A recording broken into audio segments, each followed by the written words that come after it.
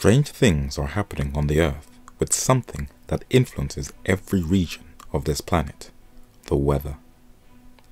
Two storms hit the Indian Ocean coastline of northern Mozambique and southern Africa in one season in a space of 6 weeks in 2019, something never seen before, the worst recorded storms in the history of the Southern Hemisphere. Was it a natural disaster, or was it man-made? Have you ever had a storm like this in this area? I've never heard or seen anything like it, she said. And why did it hit a region that has the world's biggest ruby and sapphire deposits and one of the world's biggest untapped offshore gas fields that displaced thousands of people, affected millions, and weakened the little-known Islamic insurgents who, since 2017, were attacking petroleum contractors of the multi-billion-dollar liquefied natural gas project of Anadarko Petroleum Corporation in northern Mozambique. Iran, also called Persia in Western Asia, has the largest offshore gas field on Earth, and its economy is dependent on its hydrocarbon sector. It has been threatened with war by the United States, as well as economic sanctions, more than any other nation in history, that has crippled its economy, caused many to get sick and die, halved the value of its currency, increased inflation that has also increased the cost of living, the rise in food prices that has cleverly caused many of the civilian population to riot and turn on its government, and countries and corporations are being forced by the United States Secretary of the Treasury to not buy or sell with Iran, which in turn has affected the global oil market. Trump gambles the world economy on shutting down Iran's ability to sell oil overseas. Venezuela has the largest proven oil reserves in the world, and in 2018 ranked behind only Canada and Saudi Arabia as the largest importer of oil to the United States. And, like Iran, nations, banks and corporations are also being pressured to not buy or sell with Venezuela. Are these sanctions on these nations a micro model of a future macro project that will eventually be imposed on the entire world? And why has American businessman and former Navy SEAL Eric Prince, who created the most controversial modern mercenary army, Blackwater, whose sister Betty DeVos is in the Trump administration and who himself also works with the administration, is winning contracts to send security and mercenary soldiers to both Mozambique in southern Africa and to Venezuela in South America? And have men stepped outside of their ethical boundaries, broken international law, and frighteningly mastered the technology to control and to manipulate the weather to destabilize nations?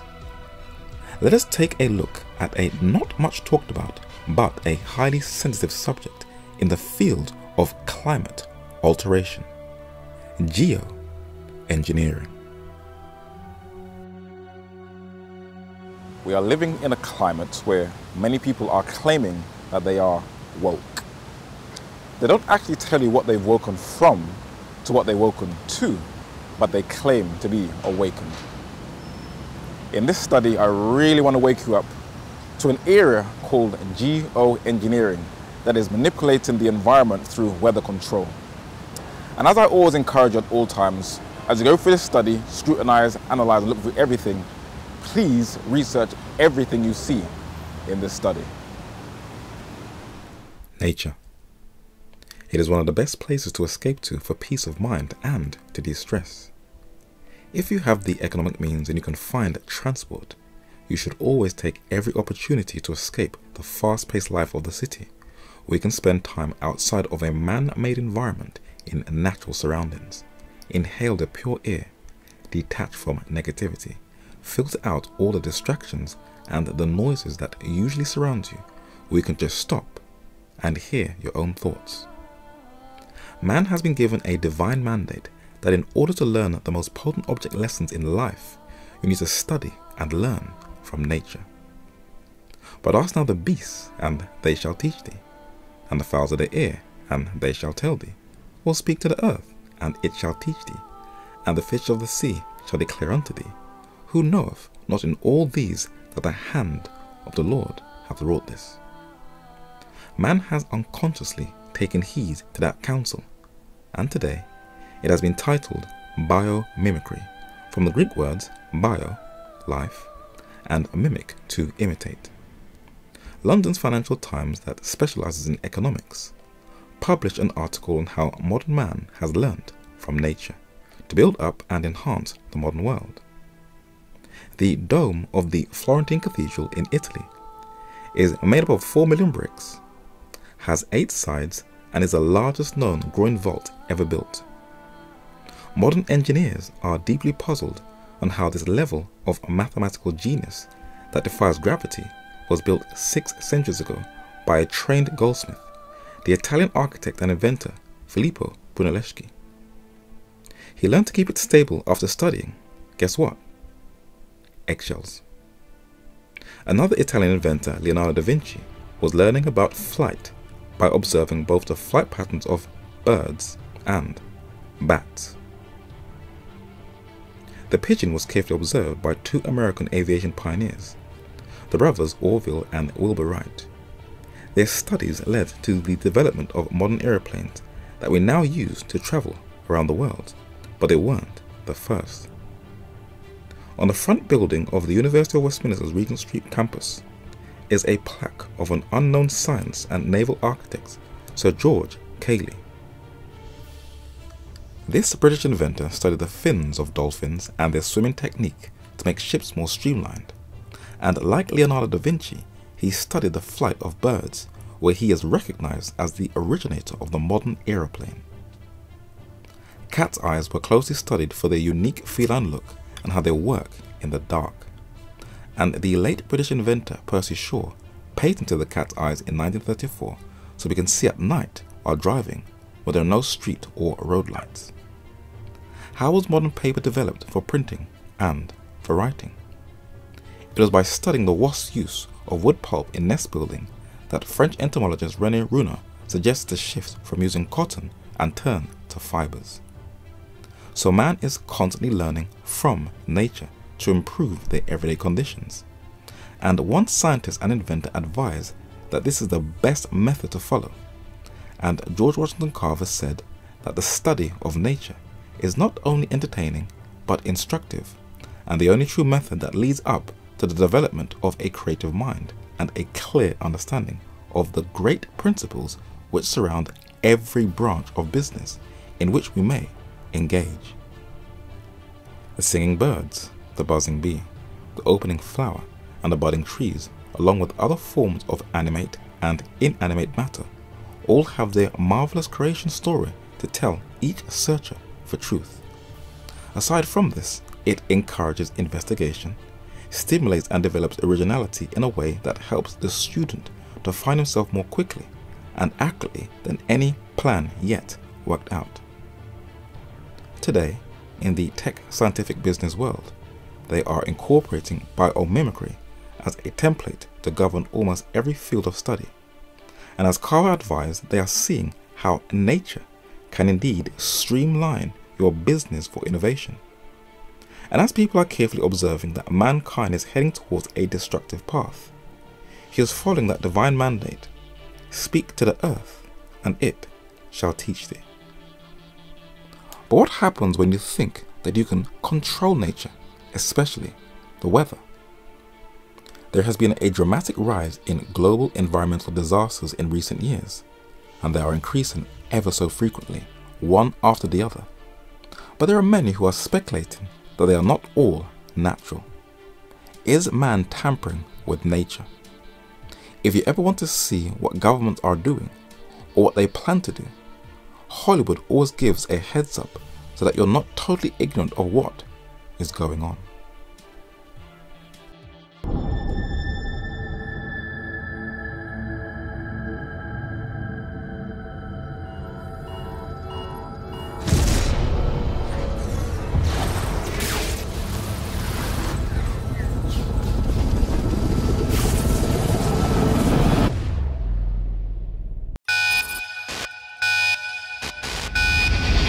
Thanks to a system of satellites, natural disasters have become a thing of the past. We can control our weather. And now we're learning that scientists and researchers are looking at how to change the weather on purpose. That's right. Lasers now could one day manipulate rain and lightning. This is an image of cloud seeding that China conducted last year. Its purpose was to create cloud condensation to increase the amount of precipitation as a way to fight air pollution. To ensure stability in its agriculture sector, China is not leaving things to Mother Nature. The Chinese government is planning to employ upgraded weather control systems in Heilongjiang, Jilin, and Liaoning. The project, which will continue until June, involves creating artificial rain using cloud seeding, special aircraft, rockets, and much more. It is very difficult for people to comprehend and face the reality that there are men who are dangerously messing around with the weather and altering the climate by experimenting with invisible particles in the air. It is not about making money. It is way beyond that. It is all about control. There are a few news reports that mentions weather control, but it is still a subject that very few dare to touch for fear of being labeled as crazy. But the reality is, men are injecting things into the air, and their justification is they are protecting the planet from global warming.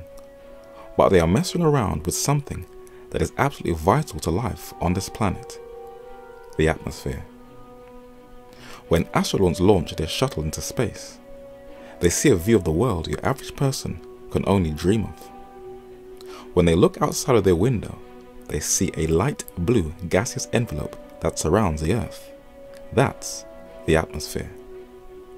It is the atmosphere that produces the blue color of the sky, and its properties of bending the rays of light and reflecting them in all directions gives us the northern lights and the morning and evening twilight.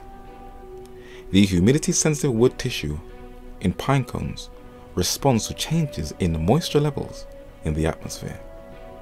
Its connection to the weather helps flowers to bloom in the morning, helps the seeds of dandelions to blow in the wind. It helps birds to test the air currents to help them to lift off at the right time in flight. The atmospheric pressure guides insects to know when is the right time to mate. The air is considered as a conveyor of the different thoughts of mankind. The atmosphere is the vehicle that helps us to detect all different types of smells. We respond to different types of sounds through the ministration of the air, whether it is a musical of an orchestra or people talking to each other either on the phone or face to face. The weather affects our moods. The sunshine can wake us up with a beaming smile on our face, but dull weather can lead to seasonal affective disorder that can lead to very low mood swings, states of depression, and sometimes suicide. As men are getting a much more clearer understanding of the weather, they are seeing that it can affect the mood in society, and if it can be controlled, it is possible to cleverly influence human behavior. It was on day 2 of creation that the atmosphere was formed from the different materials of day 1, when air was separated from water, and the water was divided into 2 portions, atmospheric and oceanic.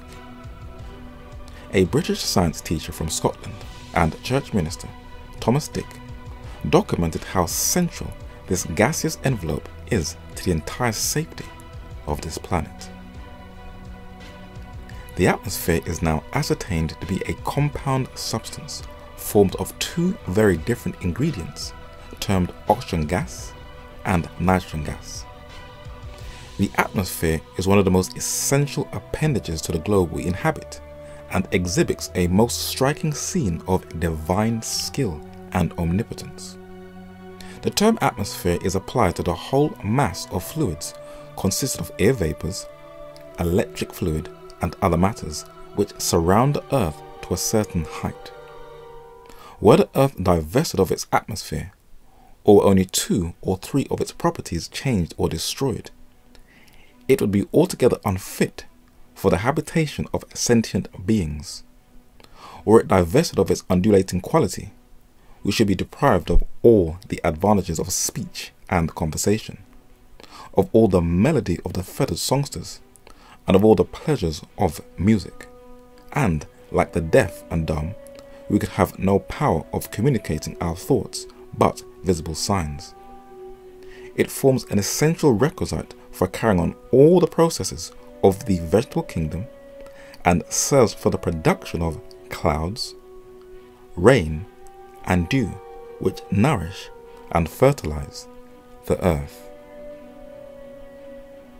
So the atmosphere affects the whole planet, especially with the weather, and without it life wouldn't exist.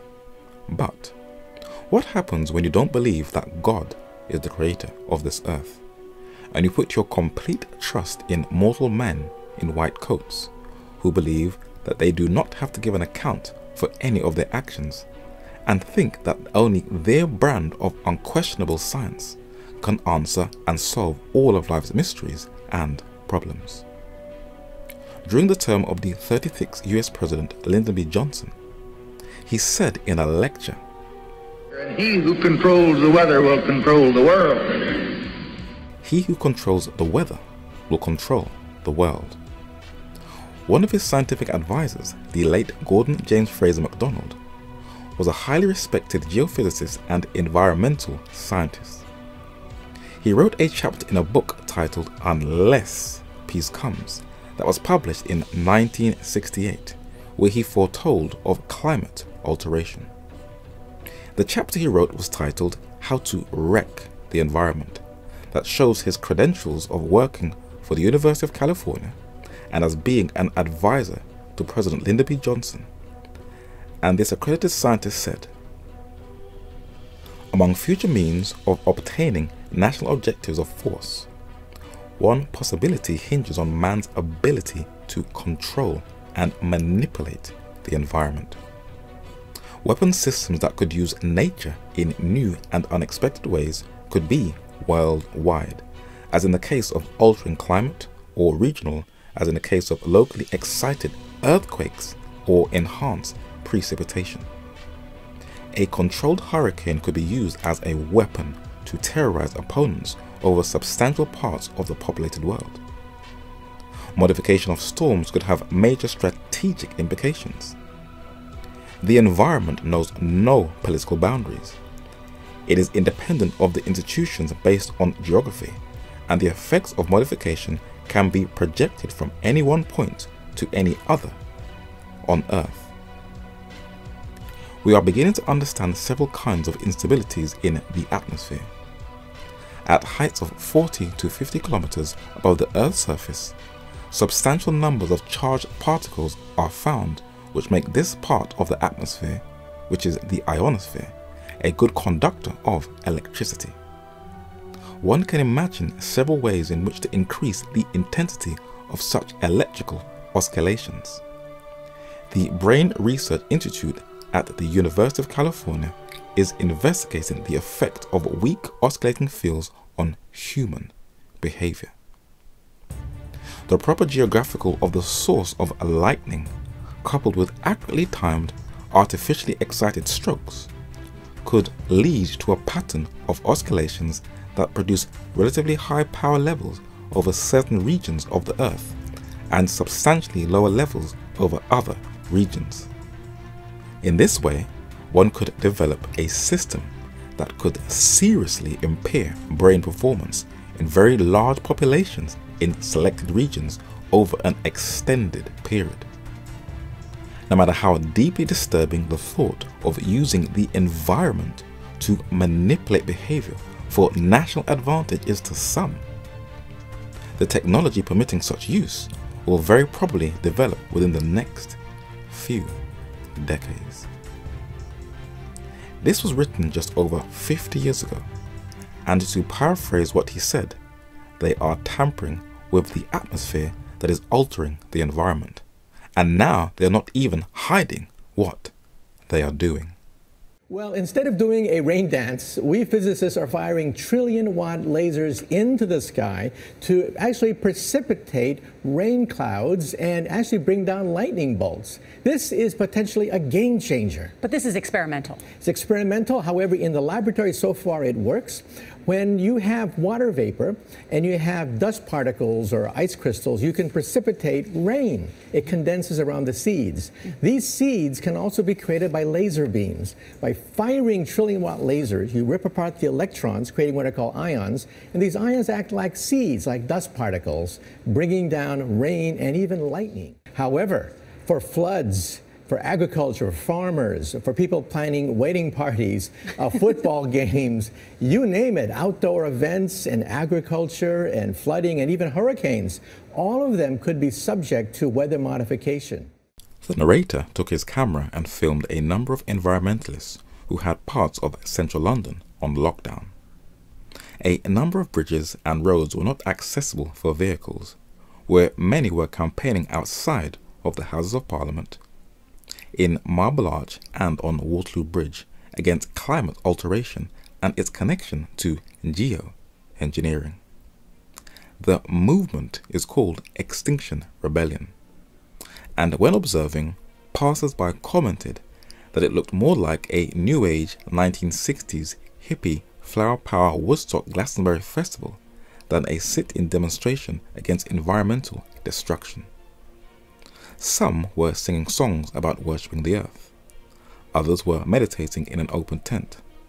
Others protested by climbing up into trees and camping there. Whether they were successful in their campaign or not, the narrator cannot say. One man challenged them and said that the government wouldn't listen to them and take them seriously. They were offended. To the narrator, it was very interesting to observe and capture the moment. Though it may not be a common household discussion, geoengineering is a concern in political circles, where the British Parliament has published a 2009-2010 report explaining what geoengineering is and warning of its dangers. In the US state of Rhode Island, they have pushed for a bill, the Geoengineering Act of 2017, in order to counter the influence of geoengineering. The US government, on the other hand, is in full support of geoengineering. And as you look through the many different peer reviews, periodicals, PDFs, scientific journals, and mainstream media newspaper articles, though your average person around the world is oblivious to it, geoengineering is a very hotly debated topic, where one side of the debate thinks that it is totally justifiable and believes that it will protect the planet against global warming, and the other side believes that it is unethical and very dangerous when you believe that you can alter the atmosphere and play the role of God. Though it may be a relatively new discussion, men have been experimenting with the weather before most of us were even born. General Electric were already trying to make rain since 1946, and what is termed cloud seeding has been around for years. Using a home freezing unit such as this, which has a temperature of around 0 Fahrenheit, we can form supercool clouds just like those in the natural atmosphere by breathing into the box. The moist air from the breath condenses and forms a cloud, and this cloud cools to a temperature of about 0 degrees Fahrenheit in a few seconds. Any moist thing placed in this box will produce such a cloud. That was Vincent Schaffler, who was an American chemist and meteorologist, and in his eulogy in the New York Times, it documented that he was the first to conduct cloud seeding that started, according to National Geographic, in 1946. But some of the most influential millionaires and billionaires are pumping gazillions into the funding of geoengineering, Bill Gates being the most famous, where he wants to control the weather. That includes hurricanes, and he has also taken out a patent to go forward with this. The London Guardian documents others who also want to finance geoengineering and control the weather.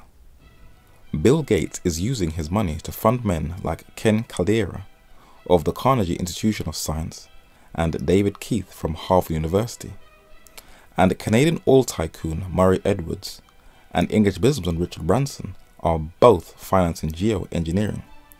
And when you have money, you can accumulate a percentage of power. While this may or may not shock people, you will be surprised at how many countries around the world are using cloud seeding. According to the Financial Times in 2012, there are currently more than 150 legitimate weather modification programs taking place in 37 countries, according to the National Center for Atmospheric Research in Colorado. Bloomberg in 2015 said, according to the World Meteorological Organization, more than 52 countries have cloud seeding operations, up from 42 years ago.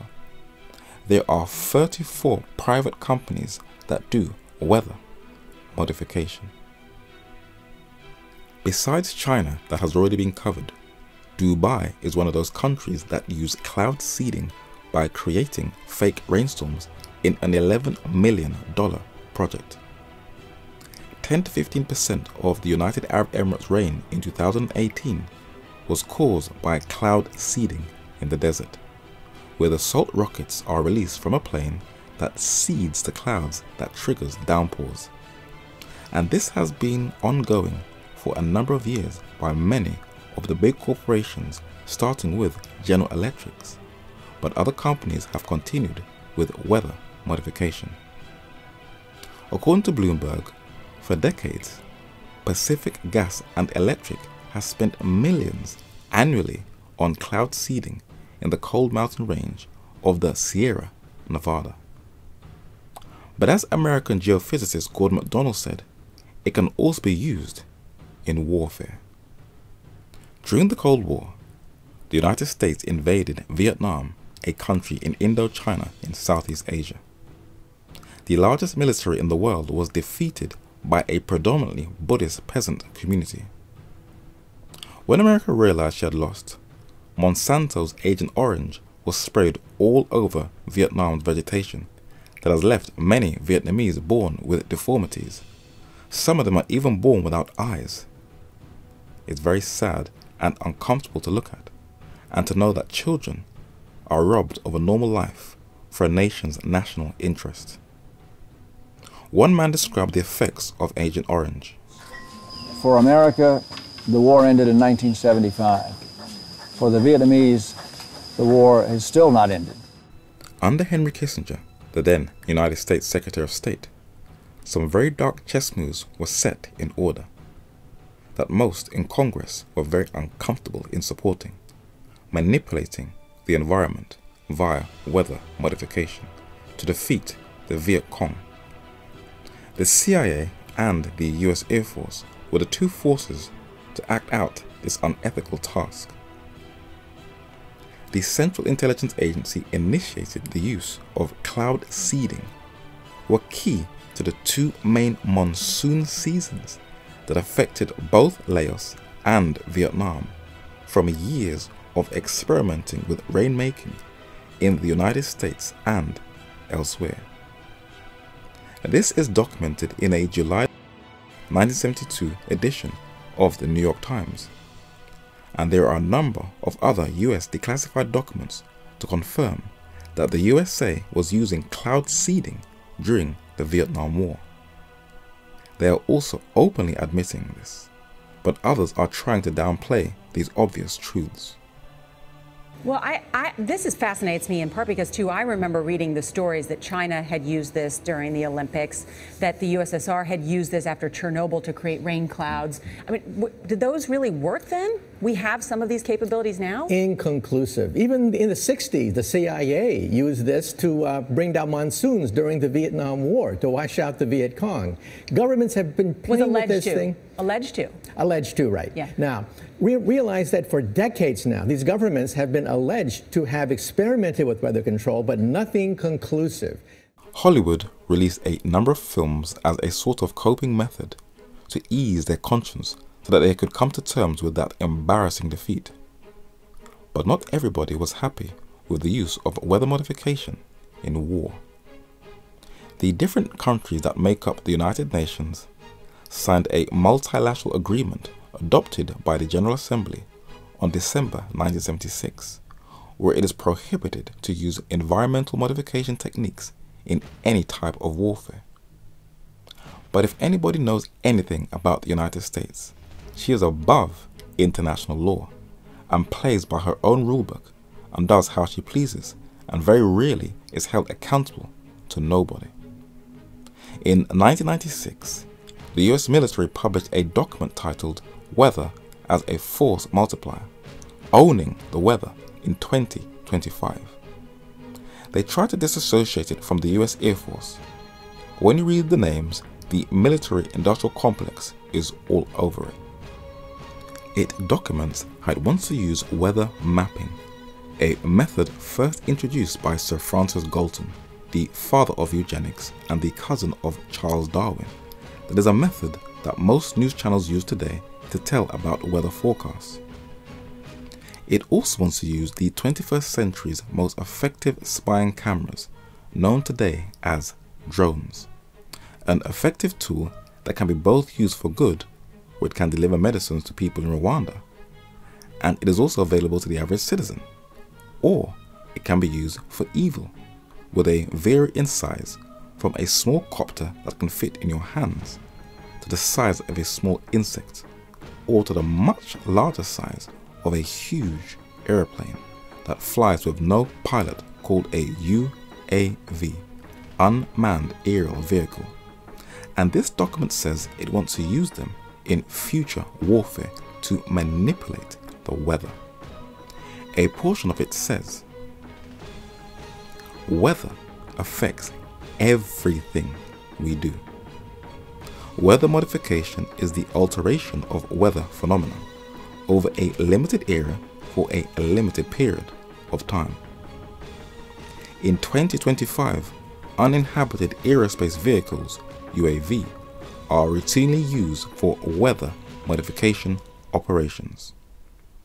From enhancing friendly operations or disrupting those of the enemy via small-scale tailoring of natural weather patterns to complete dominance of global communications and counter-space control, weather modification offers the war fighter a wide range of possible options to defeat or coerce an adversary.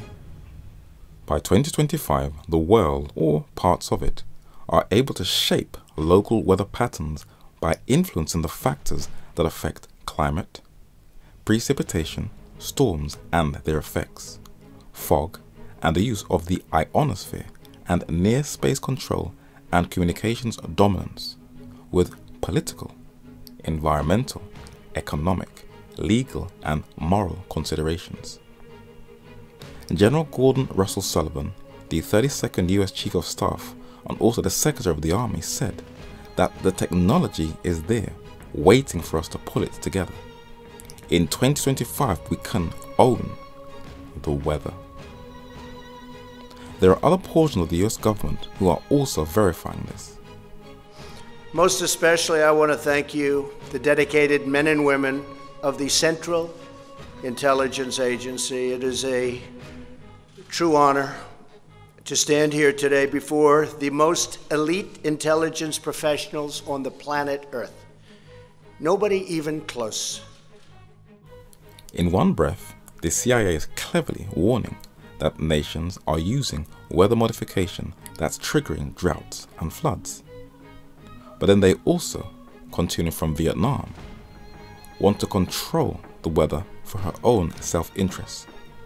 And for those who think that it is not a part of her future plans, if we are to be fair to the agency, the former head of the CIA, John Brennan, said that geoengineering will be used at a lecture at the Council on Foreign Relations. Another example is the array of technologies, often referred to collectively as geoengineering, that potentially could help reverse the warming effects of global climate change. One that has gained my personal attention is stratospheric aerosol injection. or SAI, a method of seeding the stratosphere with particles that can help reflect the sun's heat in much the same way that volcanic eruptions do. So do you have a clearer picture of what geoengineering is? It is manipulating whole populations by tampering with the atmosphere. But this is only one means of control. Almost 50 years ago, one man documented that weather control is only one part of the package, and it goes into the details of the different things they will use to manipulate populations. Zbigniew Brzezinski, Columbia University foreign policy expert, Carter's Kissinger during the campaign, the new White House advisor for national security affairs. U.S. National Security Advisor Brzezinski flew to Pakistan to set about rallying resistance. He wanted to arm the Mujahideen without revealing America's role. On the Afghan border near the Khyber Pass, he urged the soldiers of God to redouble their efforts. We know of their deep belief in God, and we are confident that their struggle will succeed. You know, that land over there is yours. You'll go back to it one day because your fight will prevail and you'll have your homes and your mosques back again because your cause is right and God is on your side. The British military historian Nigel West is known as the unofficial historian of the Secret Services.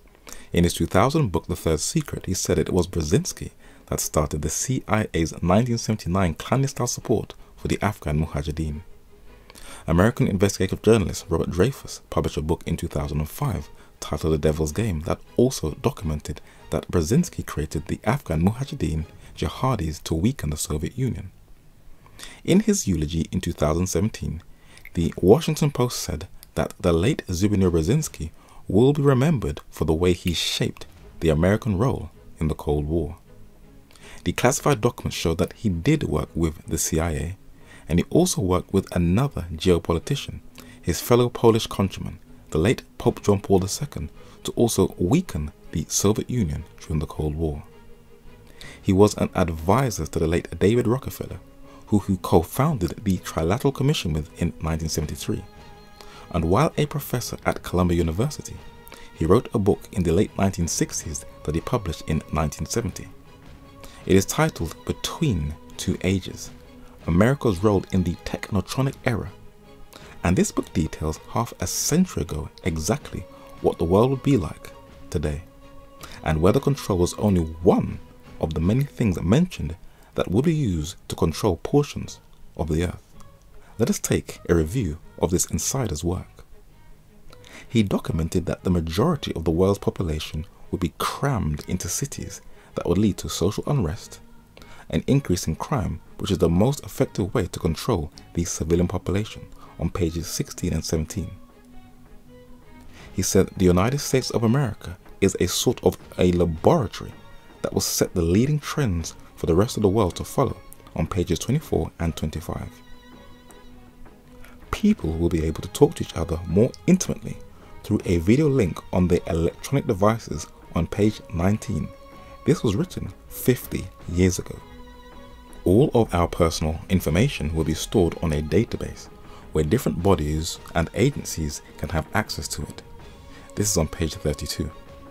Racial tensions will flare up in the United States when blacks feel that there is a grave injustice against them. This is on pages 212 and 252. Scientists will create biological weapons in the lab that would or could be used on innocent civilians to keep certain nations or populations in check. That is crazy. As hinted at in the film I, Robot, man-made jobs will be replaced by robots and machines that will reduce jobs all over the world. That is on page 11.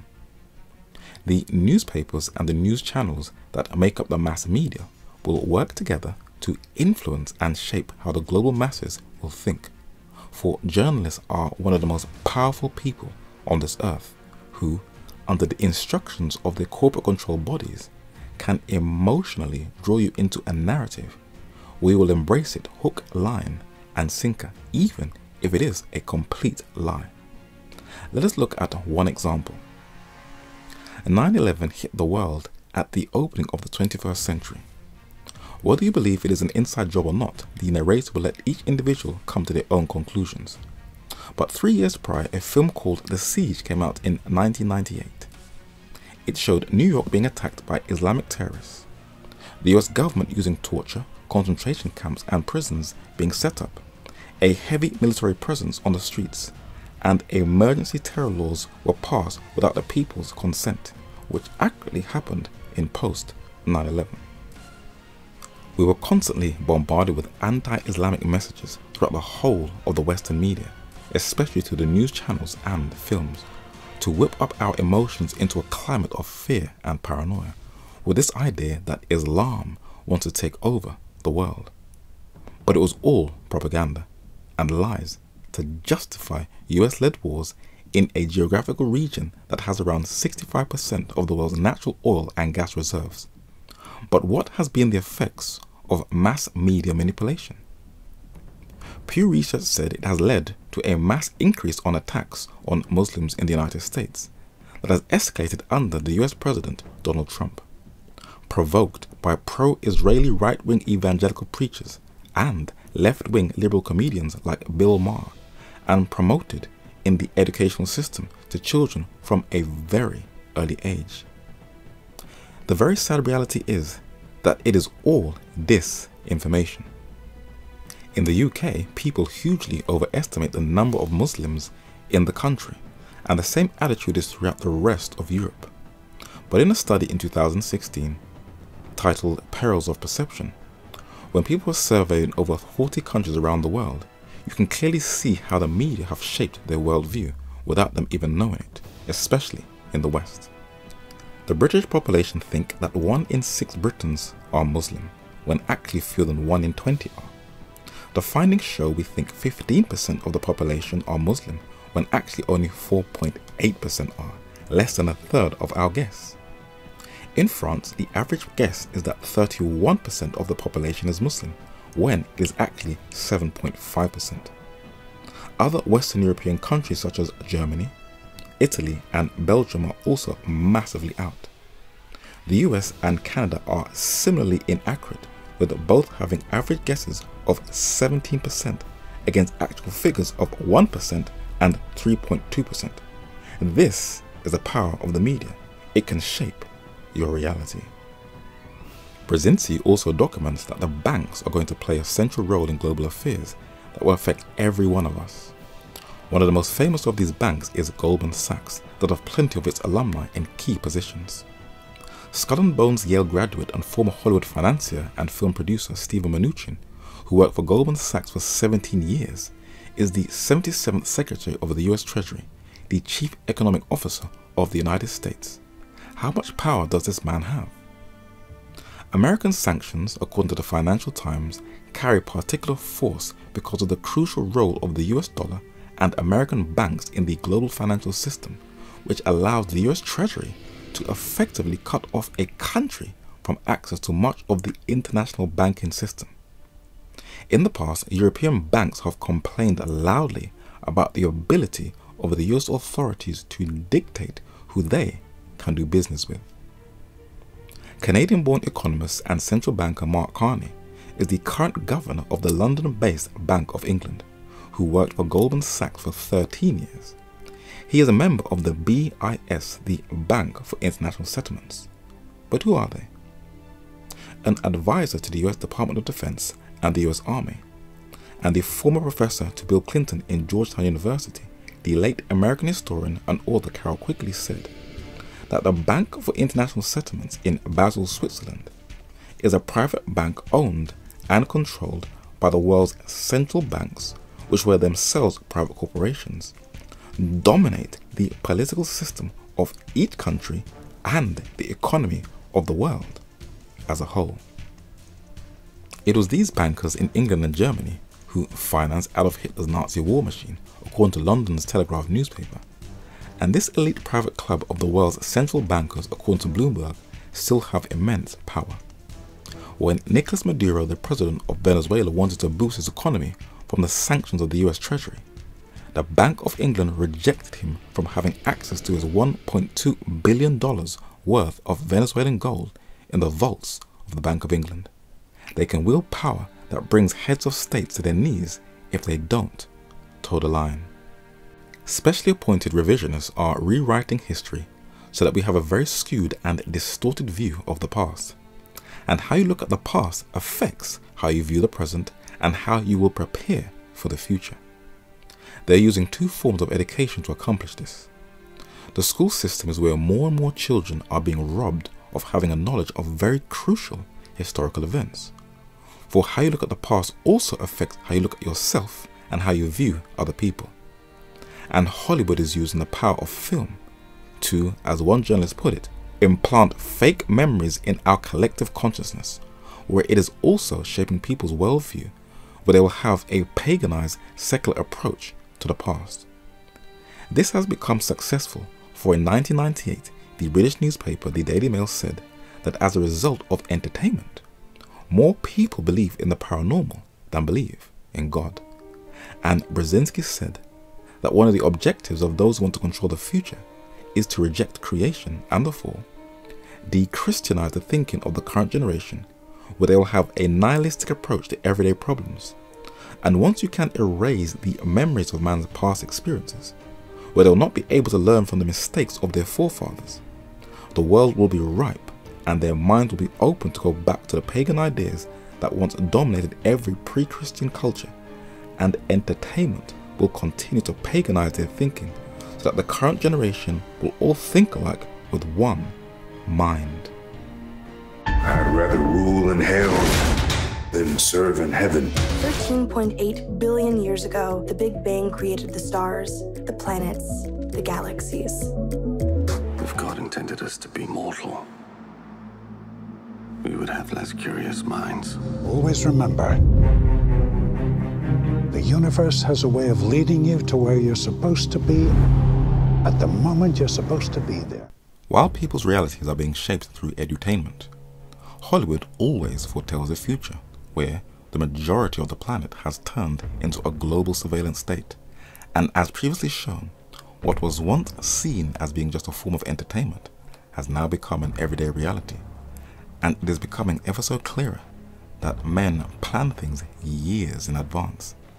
And in order to make the global surveillance state more effective, you have to skillfully incorporate the civilian population to be a part of the system by the use of their own electronic devices, by cleverly reintroducing the principles of the spying system of the Papal Inquisition, keeping an eye on your neighbors. At Ring, we want to make neighborhoods safer by keeping you informed. The Ring Neighbors app is a new way for neighbors to connect and share events. Now, when something happens, you can be one of the first to know, helping you stay one step ahead of crime. Together, we can build a smarter, safer community. Welcome to the new Neighborhood Watch. Zbigniew Brzezinski also documented that there will be a closer and tighter surveillance on civilians, and this will be as a result of the digital technology of the multinational corporations. Since launching its first satellite into space in 2001, Digital Globe, a US-based company, helps geospatial businesses and professionals, where it has collected more than 7 billion square kilometers of imagery. Its satellites are the most accurate imaging sensors in the world that produces high-resolution satellite images, where they have digitally mapped out every portion of the Earth, a digital inventory of the surface of the planet. Its top customers are NASA, the United States Department of Defense, and the National Geospatial Intelligence Agency. Its most famous client that it provides imagery to is Google, the most used search engine on the World Wide Web across all platforms. Most of Google Earth and Google Maps high-resolution imagery is provided by Digital Globe, where Google has become the largest information data gathering organization on the Earth, where it spies for each of the states. And its CEO admits that it has surveillance over all of its users, and all the tech companies along with Google are a part of a global signals intelligence spy network, where there is technically no escape, as we are all a part of that digital world. Digital Globe migrated its entire 18-year archive of 100 petabytes of digital imagery into a digital cloud storage database whose services are provided for by the Amazon Web Service Snowmobile of Amazon.com Inc. Amazon's founder and CEO, the richest man in the world, billionaire Jeff Bezos, owns the newspaper The Washington Post and is a business partner of the CIA, has loudly complained about the National Enquirer tapping into his emails and exposing his private photos of his infidelity. But he has no problem with doing the exact same thing to innocent people by selling to many of the top intelligence agencies a spy cloud server where they can spy on civilians and preserve their private data and use it against them in the future as blackmail if they step out of line. Amazon is one of the most powerful organizations on this earth and is already laying the groundwork for a global surveillance state. It has its own airline, plans to do its own shipping, has its own mail service, has a $575 million deal with Deliveroo, and it provides facial recognition for many of the top agencies and police departments around the world, which civil liberty campaigners have loudly complained violates their privacy. Alongside Siri, Alexa is the most powerful voice recognition system in the world that stores the algorithm of your voice pattern in a database, and Amazon is also one of the leading advocates of a cashless society, where she has set up Amazon Go, a 24-hour walk-in food store where there are no tills or checkouts, where you pay digitally. This is a global trend among some of the leading corporations, and Visa, the global credit card company, is also another company that is also pushing for a cashless system to be set up. Visa sits at the center of a global network of more than 1,500 banks linked by 1.5 million miles of secure fiber optic lines.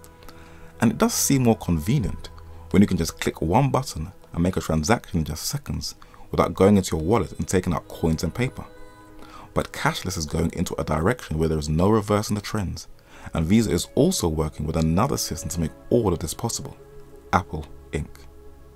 Apple has teamed up with most of the major banks across the world to also push for this cashless system to eventually be implemented all over the world.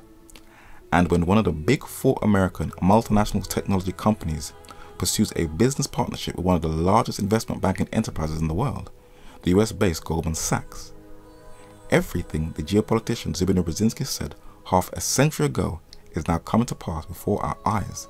That also includes weather modification. We shall look at some excerpts from this 334-page book. Zbigniew Brzezinski said that the nation state as a fundamental unit of man's organized life has ceased to be the principal creative force. International banks and multinational corporations are acting and planning in terms that are far in advance of the political concepts of the nation state. He knew. Another threat, less overt but no less basic, confronts liberal democracy, more directly linked to the impact of technology. It involves the gradual appearance of a more controlled and directed society by using the latest modern techniques for influencing public behavior and keeping society under close surveillance and control. The courtship of the press and the mass media is a necessary concomitant of courting the masses, since the masses are influenced not only by direct appeal, but also through the intermediary of an image which is in part built up by the media themselves. The rejection of conscious history, thus striking the heart of the ideological religious approach that has dominated Western thinking, is itself a reflection of the contemporary crisis in values, assumptions, and beliefs, and of the collapse of all integrated and simultaneously purposive historical interpretations. Future developments may well include chemical and biological weapons, death rays, and still other forms of warfare. Even the weather may be tampered with. And to solidify that statement, he quotes from the geophysicist Gordon MacDonald, who writes a chapter in the 1968 book Toward the Year 2018. As one specialist noted, he said, by the year 2018, technology will make available to the leaders of the major nations a variety of techniques for conducting secret warfare of which only a bare minimum of the security forces need to be appraised. One nation may attack a competitor covertly by bacteriological means, thoroughly weakening the population, though with a minimum of fatalities, before taking over with its own overt armed forces. Alternatively, techniques of weather modification could be employed to produce prolonged periods of drought or storm, thereby weakening a nation's capacity and forcing it to accept the demands of the competitor. So you see, it's not just weather control, it is the bankers, it is the media, it is manipulating history through the educational system in schools and through the educational system of Hollywood. And you can see when they want to target a people, they can use the media to manipulate your worldview. Let us look at one example how they can target one group of people and make the world believe that they are evil. Stanford University in California holds many precious documents that are archived in the library of the Hoover Institution on War, and one of its former researchers took advantage of some of its unpublished material. The late Anthony Cyril Sutton was a British and American professor, economist, historian, and one of the best investigative writers of the 20th century. One of the many books he wrote was titled Energy, the Created Crisis, published in 1979. And if you want to have a clear understanding of modern conflicts, take note of these quotes. There is no absolute shortage of energy resources for our planet in the foreseeable future, Sutton says. We conclude that the proven reserves of these 5 major fossil fuels, oil, natural gas, coal, shale oil and tar sands alone could provide the world's total energy requirements for about 100 years. The theme of the energy debate simply has been who is to control the future use and mix of energy. It is a debate over future control, not future supply. The US Geological Survey that maps, understands and forecasts Earth's processes and changes has divided the world into 8 energy regions. The Caribbean and Central and South America is in Region 6, and underneath its soil, off the shores of its seabed, lies some treasures that the multinational corporations have already capitalized on. According to the Seattle Times in 2010, the Great Antilles, which includes Cuba and highlighted in red, Haiti, the Dominican Republic, Puerto Rico and the offshore waters, probably hold at least 142 million barrels of oil and 159 billion cubic feet of gas, according to a 2000 report by the US Geological Survey. Undiscovered amounts may be as high as 941 million barrels of oil and 1.2 trillion cubic feet of gas, according to the report. The multinational and transnational corporations have the latest high-tech drills that can penetrate deep into the earth. But it has created quite a bit of a problem. Modern drilling for oil and gas reserves have triggered many earthquakes in a number of states in North America and within countries in Europe that includes the Netherlands and in the UK. And if the drilling happens to hit a country that lies on fault lines, the results would be devastating. Is it possible that some of the earthquakes of recent times have been deliberately created as a result of geoengineering? We did understand that water injection does cause earthquakes. For the first time, state scientists in Ohio are making a direct link between fracking and earthquakes. The drilling process shoots a mix of water, sand, and other chemicals into rock more than a mile underground. That's where some say it can trigger activity along earthquake fault line. A major earthquake shook the Caribbean nation of Haiti late today. It hit just 14 miles from the capital city, Port-au-Prince. The U.S. Geological Survey reported a magnitude of 7.0, the largest ever recorded in that region. The 2010 earthquake in Haiti was devastating, with a huge loss of human life, a lot of damage to its infrastructure and exploitation by NGOs. But was this a normal earthquake? Gordon MacDonald, the top US government geophysicist, said that man can create man-made earthquakes. The Serbian-American inventor Nikola Tesla created technology that could not only take out a number of planes out of the sky, as recorded in the New York Times, but technology that could also create earthquakes. The late Venezuelan President Hugo Chavez, who supplied oil to Haiti under a scheme called Petrocaribe, accused the United States of deliberately causing the earthquake in Haiti in 2010 through pyrotechnic technology. But if this is true, why target Haiti? What impact has Haiti had on the modern world? Let us take a brief look at the history of Haiti. The Citadel Henry has been a UNESCO Heritage Site since 1982. It is situated in the mountains of northern Haiti and perched at 910 meters and covers an area of 108,000 square feet. It is the largest fortress in the Western Hemisphere, designed with impeccable engineering genius to house up to 5,000 people with food and water to last up to 1 year, with 365 cannons, as well as wells and dungeons, an enduring icon of Haitian independence.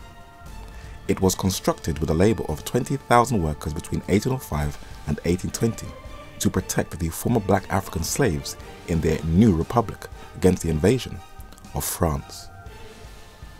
It was commissioned by General Henry Christophe, an ex-waiter, former soldier, an English Negro born in the Caribbean island of Grenada, who ended up in Haiti, where he quickly learnt French and spoke it fluently.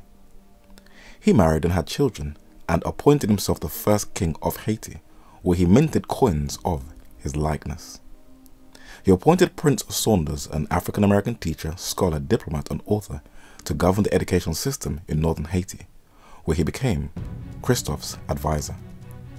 He created a printing press, a newspaper, and a code to govern the island called Henry's Code. He had regular correspondence with Thomas Clarkson, the British abolitionist, whose letters are in the British Museum, and he traded with Britain that kept the northern Haitian economy stable, and the British Royal Navy shared intel with his government about a French invasion as long as Haiti wouldn't threaten British Caribbean colonies, where to this day Britain has preserved Haitian history. The next station is Kew Garden. Find the gap between the train and the platform.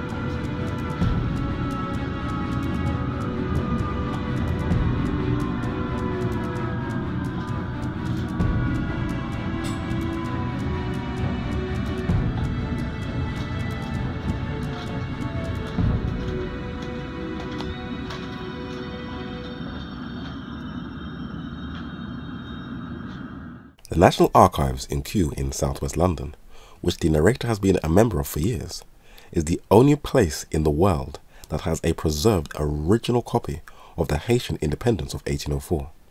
It is so valued that it is stored in a special room with other priceless documents, and after taking pictures of it, it cannot be left alone.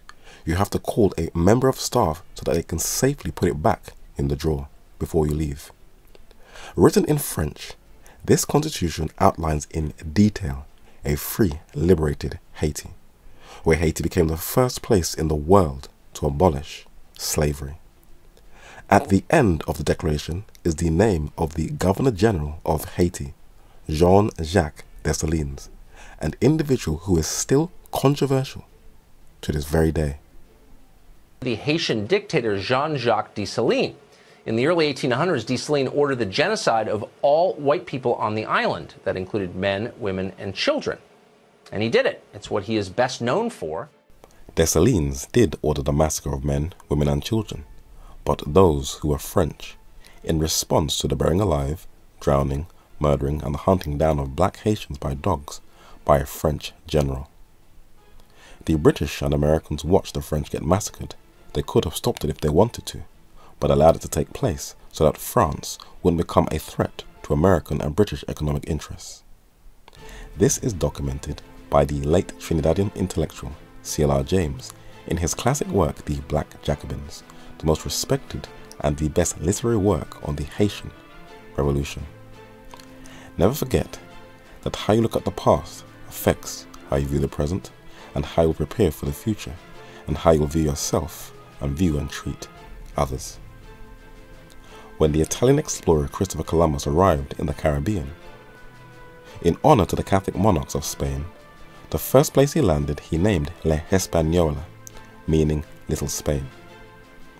But in 1804, when it was declared an independent nation, the Governor-General Dessalines wanted to honor the indigenous Taino people who were wiped out by the Spanish, and he renamed it Haiti or Haiti, its original name by the Taino people, which means the land of mountains. But the America's first black head of state abolished a system that his fellow black revolutionaries spent a 13-year intense civil war to eradicate: slavery. It is an episode of modern human history that many are still uncomfortable discussing.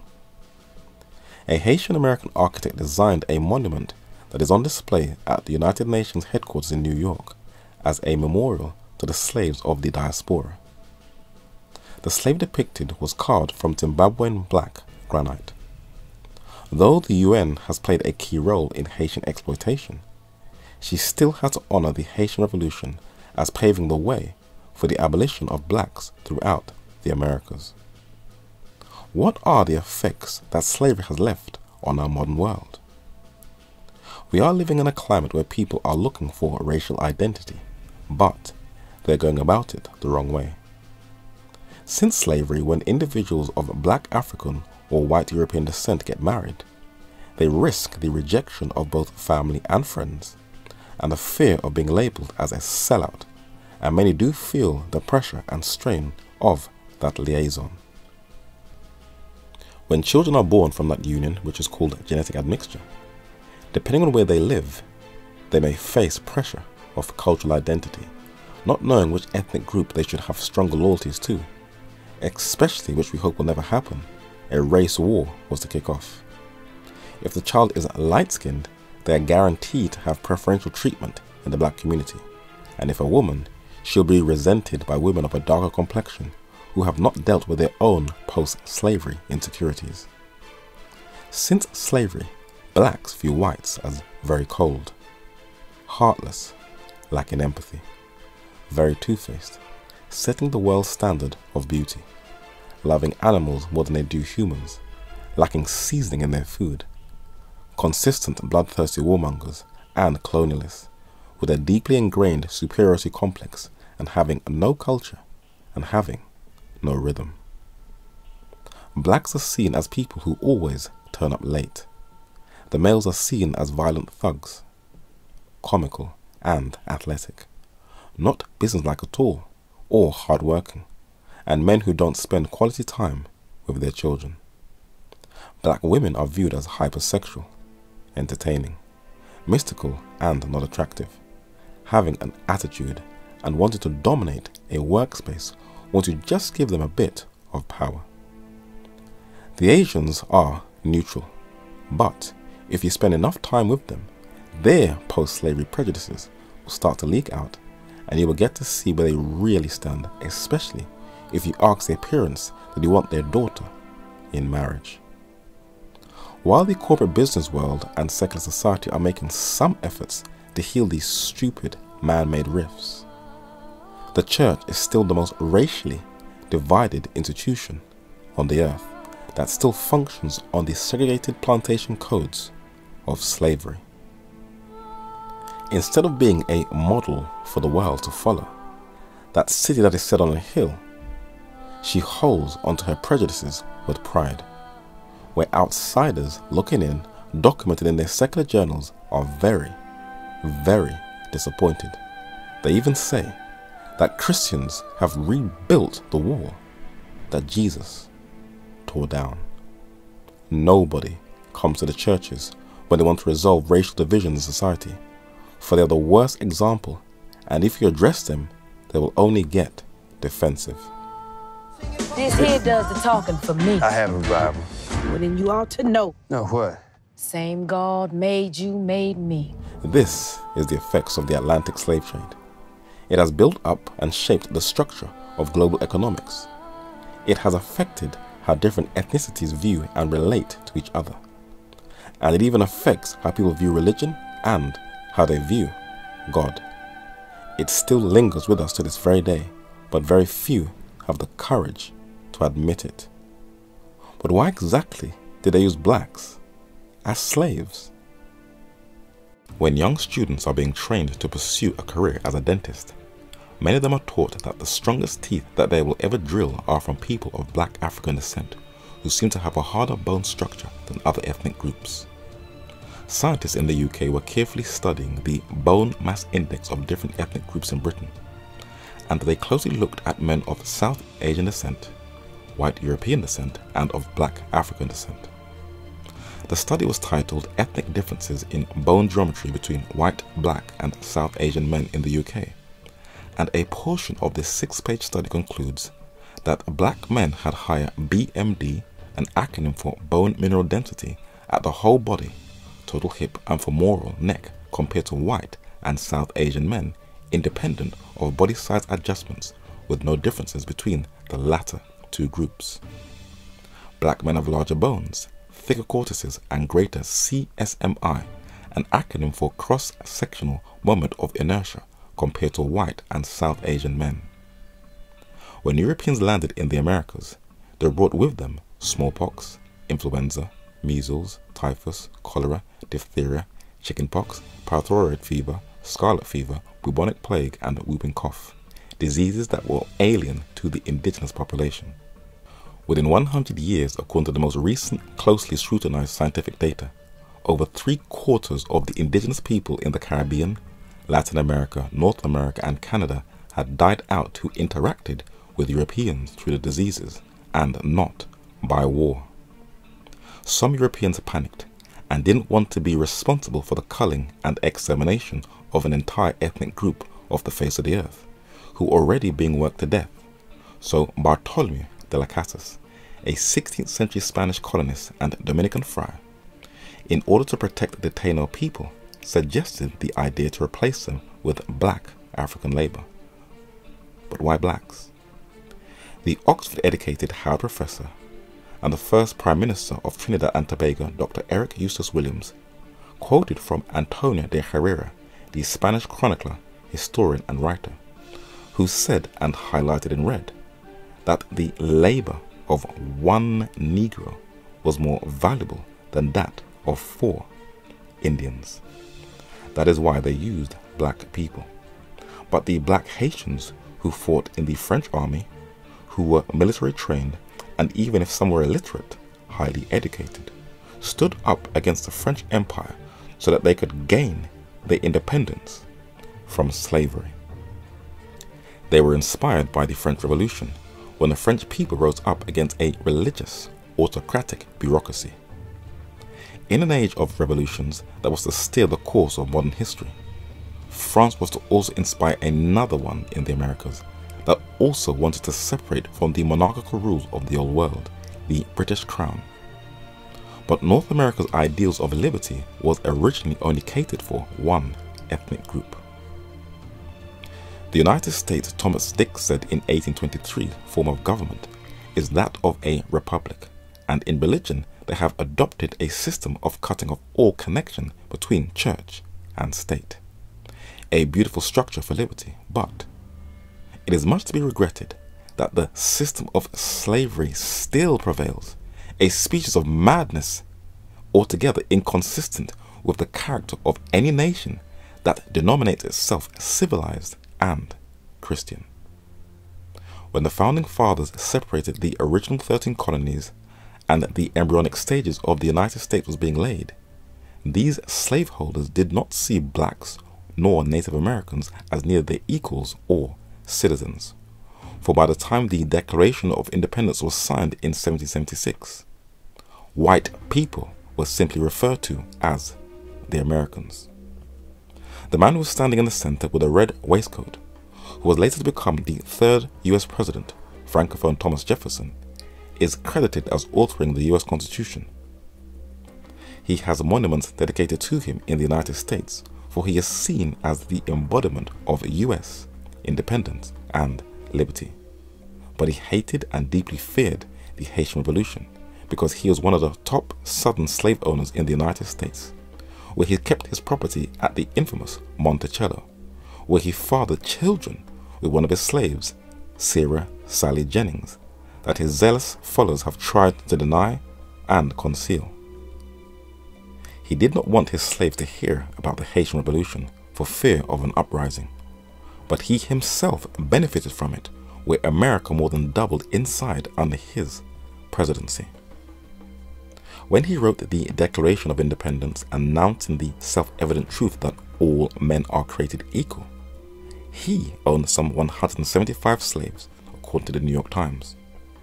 As president, he acquired the Louisiana Territory, that will be further explained in a bit, but did nothing to stop the spread of slavery into that vast empire of liberty. In the archives of the largest library in the world, the Library of Congress in Washington, D.C., the capital of the United States, is a letter addressed to Thomas Jefferson, dated to the 23rd of June, 1803. It was written by Jean-Jacques Dessalines to Jefferson to recognize Haiti and to do trade with the United States' 13 colonies. Thomas Jefferson never responded and created an embargo against Haiti that backfired on him, for it posed a threat to the business interests of the merchants who still conducted trade with Haiti. As US history is being doctored by revisionists, and a poll in 2016 shows that 70% of North Americans have no clue about their own past, they would not clearly understand the current political climate and hostility the US government's foreign policy is towards Haiti if they don't know the background to how Haiti greatly contributed to why North America is what it is today. One man knew the importance of Haiti. He was a Guyanese historian and political activist, the late assassinated British educated intellectual Walter Rodney. He published a book in 1972 titled How Europe Underdeveloped Africa, one of the most scholarly works ever written on colonial history, and he mentioned a military strategist who helped to shape modern history. The continents of both North and South America were to be influenced by a man by the name of Francois Dominique Toussaint Louverture. He is best known by the latter two names. He fought the Spanish, British and French armies and was victorious. His military genius was to be a thorn in the side of another military genius, a man who saw Toussaint as a threat to expanding his empire, the Corsican-born French military leader Napoleon Bonaparte. Like Jefferson, he despised blacks, and while Jefferson had slaves, Napoleon wanted to reintroduce slavery back into the French colonies, a grand scheme that was a part of his French world order, but something was blocking him. Today, many of the foods and drinks we put into our mouths have the ingredients of sugar. The sugar industry grew as a result of people's sweet tooth in Europe, and in the 1780s, Haiti exported 60% of all the coffee and 40% of all the sugar consumed in Europe, more than all of Britain's West Indian colonies combined.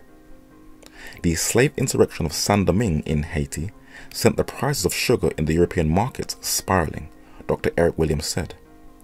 Prices rose by 50% between September 1788 and April 1793.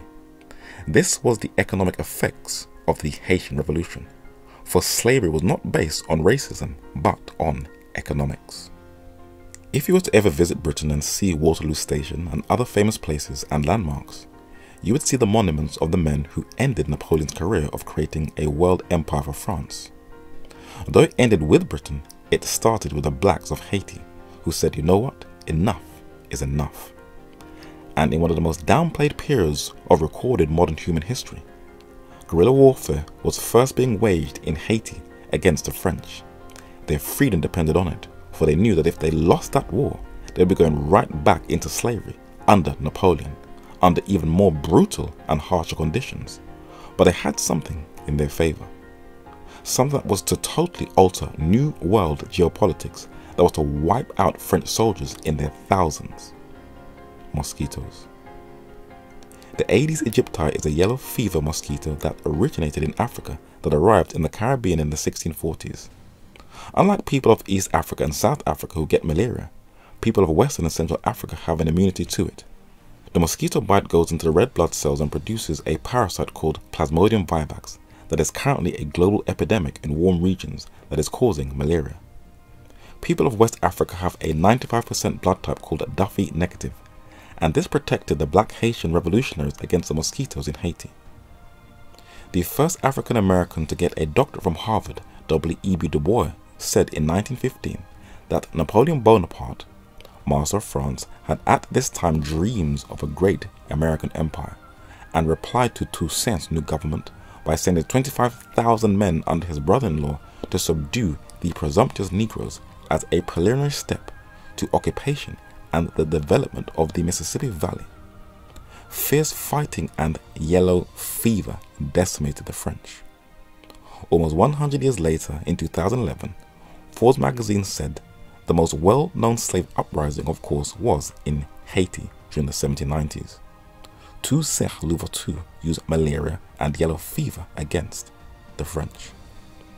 Though it is not common discussion in history courses, current Western journals have to admit that yellow fever altered the course of modern history, and when Napoleon's dreams were dashed, he almost became bankrupt, for its cash cow was now lost, and Napoleon had to sell his French territory in the United States to Thomas Jefferson, known as the famous Louisiana Purchase. It was Haiti that changed the world. But what exactly does the Louisiana Purchase consist of? The US benefited from the colonial strife next door. Broke after its Haitian defeat, France sold a large region, 828,000 square miles, from the western banks of the Mississippi River to the Rocky Mountains, to the US for $15 million. The Louisiana Purchase would prove to be one of the most profitable real estate transactions ever made, nearly doubling the size of the US at a cost of about 4 cents an acre. The map of the United States was forever changed when Thomas Jefferson was able to acquire the Louisiana Territory from Napoleon because the French general was unable to subdue Haitian troops trained by Toussaint Louverture. Napoleon wanted an empire in the West, but first he had to suppress the slave revolt in Hispaniola, where Toussaint Louverture had led the Haitians to victory. The French lost thousands of soldiers in trying to do so and returned to France defeated. That prevented the French from going to Louisiana. Without Haiti, one of France's richest colonies, Napoleon gave up on his dreams of a Western empire and made the deal to sell Louisiana. This history is often overlooked.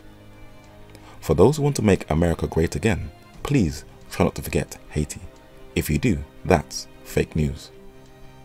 North America was not the only region to benefit from Haiti. South America would also be liberated from Spain with Haiti's help.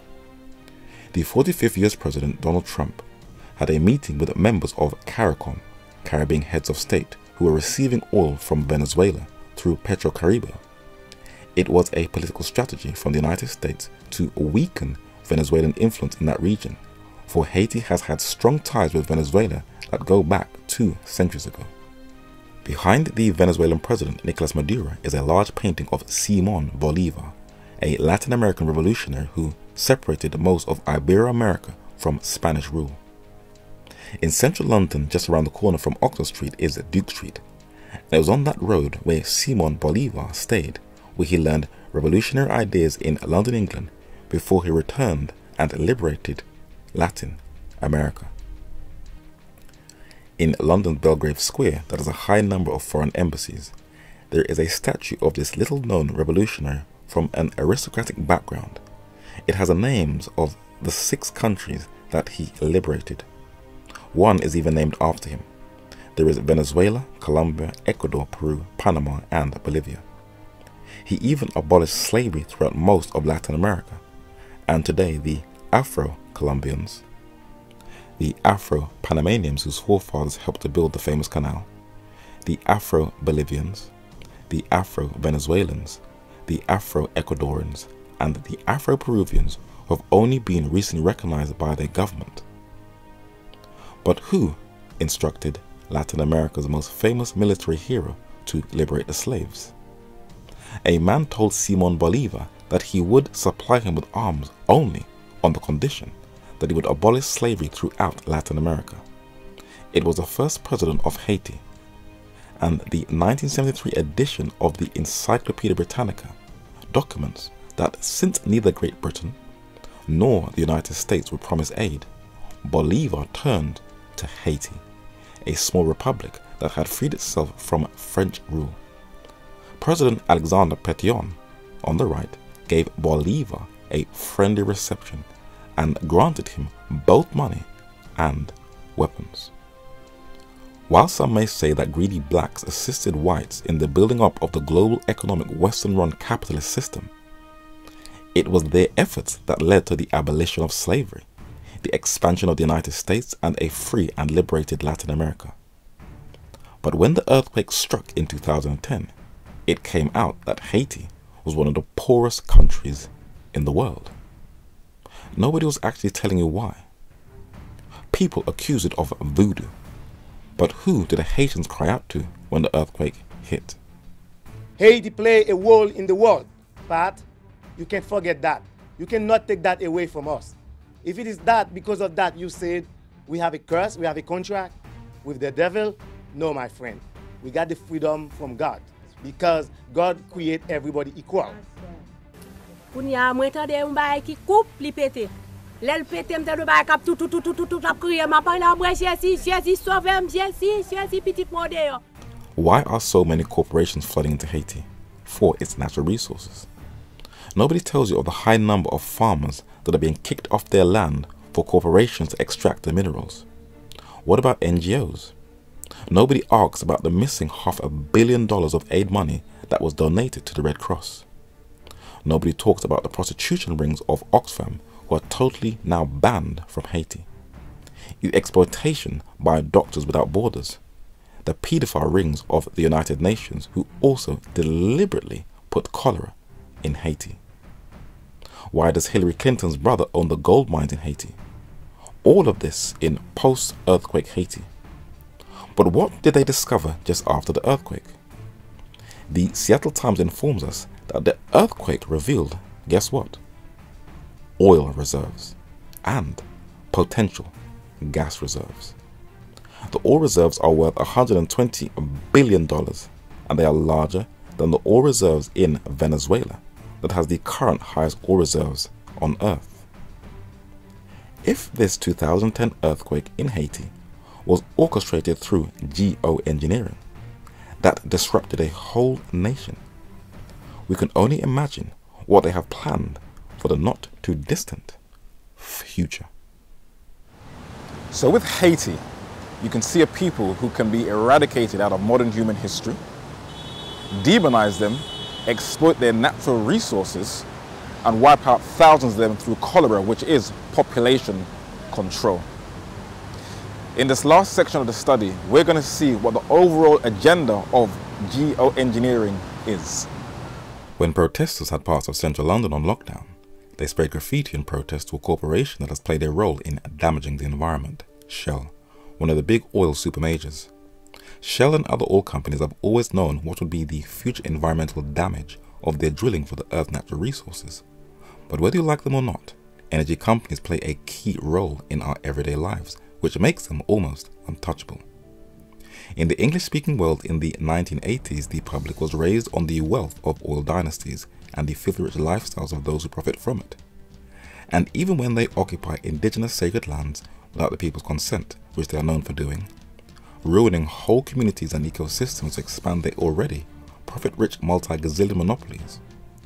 When you want to keep warm in your houses in the winter, or you want to cook your food, unless you live completely off the grid, we are totally dependent on the energy companies that daily supplies us with the Earth's natural resources. Why is oil so resilient? Forbes magazine asks. Because demand growth for oil in sectors like petrochemicals, heavy industry, aviation and other heavy transport keeps expanding significantly, with increased demand from petrochemicals, trucks, shipping and aviation. Remember what the late economist Anthony C. Sutton said, it is not about the future supply of energy, but future control. When the largest marine oil spill in the history of the petroleum industry hit the Gulf of Mexico in April 2010, ruining the environment, though the Anglo-American oil company BP settled a number of federal criminal damages, her largest customer, the US Department of Defense, the Pentagon, continued doing business with her, supplying BP with $1 million contracts so that BP will continue supplying her with oil that fuels the US military-industrial complex's tanks, trucks, aviation industry, and our huge warships heading for Iran. The American-British businessman Bob Dudley is the current chief executive of BP, but is also a member of the board of directors since 2013 of Russia's leading oil company, Rosneft. When it comes to making profit, Cold War beefs die. But there is a global player that is overlooked that also conducts business with these major oil giants. We are all pawns on a global chessboard, innocently naive to what takes place behind closed doors. But in the game of chess, there are some key pieces: the king, the queen, the rooks, the knights, and the bishops. The Bishop of Rome, Pope Francis I, is the most powerful geopolitician on this earth. He sits on a throne between two angels, a model of God's throne, clearly showing whose place he wants to take on this earth. He meets with the founders and current heads of the technotronic digital age, whose companies collect all of our data and is preparing for a global cashless society. The top players in the most popular sport on earth, football, show their honor to the Bishop of Rome. And it's not just in the entertainment of sport. The chairman and CEO of the largest multinational mass media and entertainment conglomerate, Disney's Bob Iger, also visits the Vatican to get a photo op with the Pope. Mr. Alfred Francis Kelly Jr., chairman of the board at Visa Inc., who is also pushing for a cashless society, organized the visit of his fellow Catholic Pope Francis I and his entourage in New York, and others all over the business world flood to the Vatican, taking economic advice from the Bishop of Rome, which also includes the members of the top energy companies that includes men like Bob Dudley, the CEO of BP, where the Pope talks to them about protecting the environment. The Vatican has also attracted some of the most famous individuals on this earth to discuss climate change and the effects of geoengineering. But not everybody is sucked into the vortex of papal hype. There are still a few people with open minds who have not brought into the cunning strategy of this smiling Jesuit. Greenpeace, one of the most organized NGOs and probably the world's leading advocates on preserving the environment, did a little digging into the economic profits of the Institute of Religious Works, better known as the Vatican Bank, one of the leading money laundering institutions on this earth. Wall Street banker and French financier Jean-Baptiste Deauville of François is the current president of the Vatican Bank since July 2014. On the official website of the Vatican Bank, it says that he is the non-executive of Targes LLP. Targes have investments in a number of energy companies that includes, to name a few, Shell, Total, and Occident Petroleum. British-Australian billionaire, hedge funder, a papal knight, a Goldman Sachs alumni, and financial backer of Brexit, is also a member of the board of the Vatican Bank, who is the chief executive and senior investment officer of CQS, one of Europe's leading multi-strategy asset management firms that also has assets into these top energy companies that has a huge monopoly in the earth. This Jesuit Pope outwardly advises the energy companies on caring for the environment, but is covertly investing into these very same monopolies. Your average person would find it absurd if you were to tell them that this system wants to take over the world. She has openly declared it in her own words. It's not a secret. Only a few scattered people who still diligently study the prophetic charter are aware of this, but most overlook this. Why? Remember, how you look at the past affects how you look at the present, how you prepare for the future, and how you will see yourself and view others. So how will all roads lead to Rome? You carefully condition minds into the fantasy of the Middle Ages when papal Rome once ruled most of Europe, so you can familiarize the world's minds into the past by using the most popular shows. You then cleverly and carefully implant Roman Catholic imagery into the public. This will slowly break down people's resistance when they see heroes like Robin Hood, played by Russell Crowe, and John Wick, played by Keanu Reeves, and via musicians like Beyonce. This will put people's guards down to the papacy. Then you can create the atmosphere of the Inquisition of the Dark Ages by encouraging people to spy on their neighbors, and the whole world will be reliving once again the time period of the Dark Ages. While they become distracted, the Vatican, who has the most ancient and the most experienced State Department in existence, will continue what she has been doing for over 1.5 millennia, covering the width of 5 continents, dealing with the different nations and kingdoms and expanding her influence. but she knows that she can only accomplish her lifelong dream with the assistance of a much younger power, who she is only second to with the number of nations she has diplomacy with, the United States.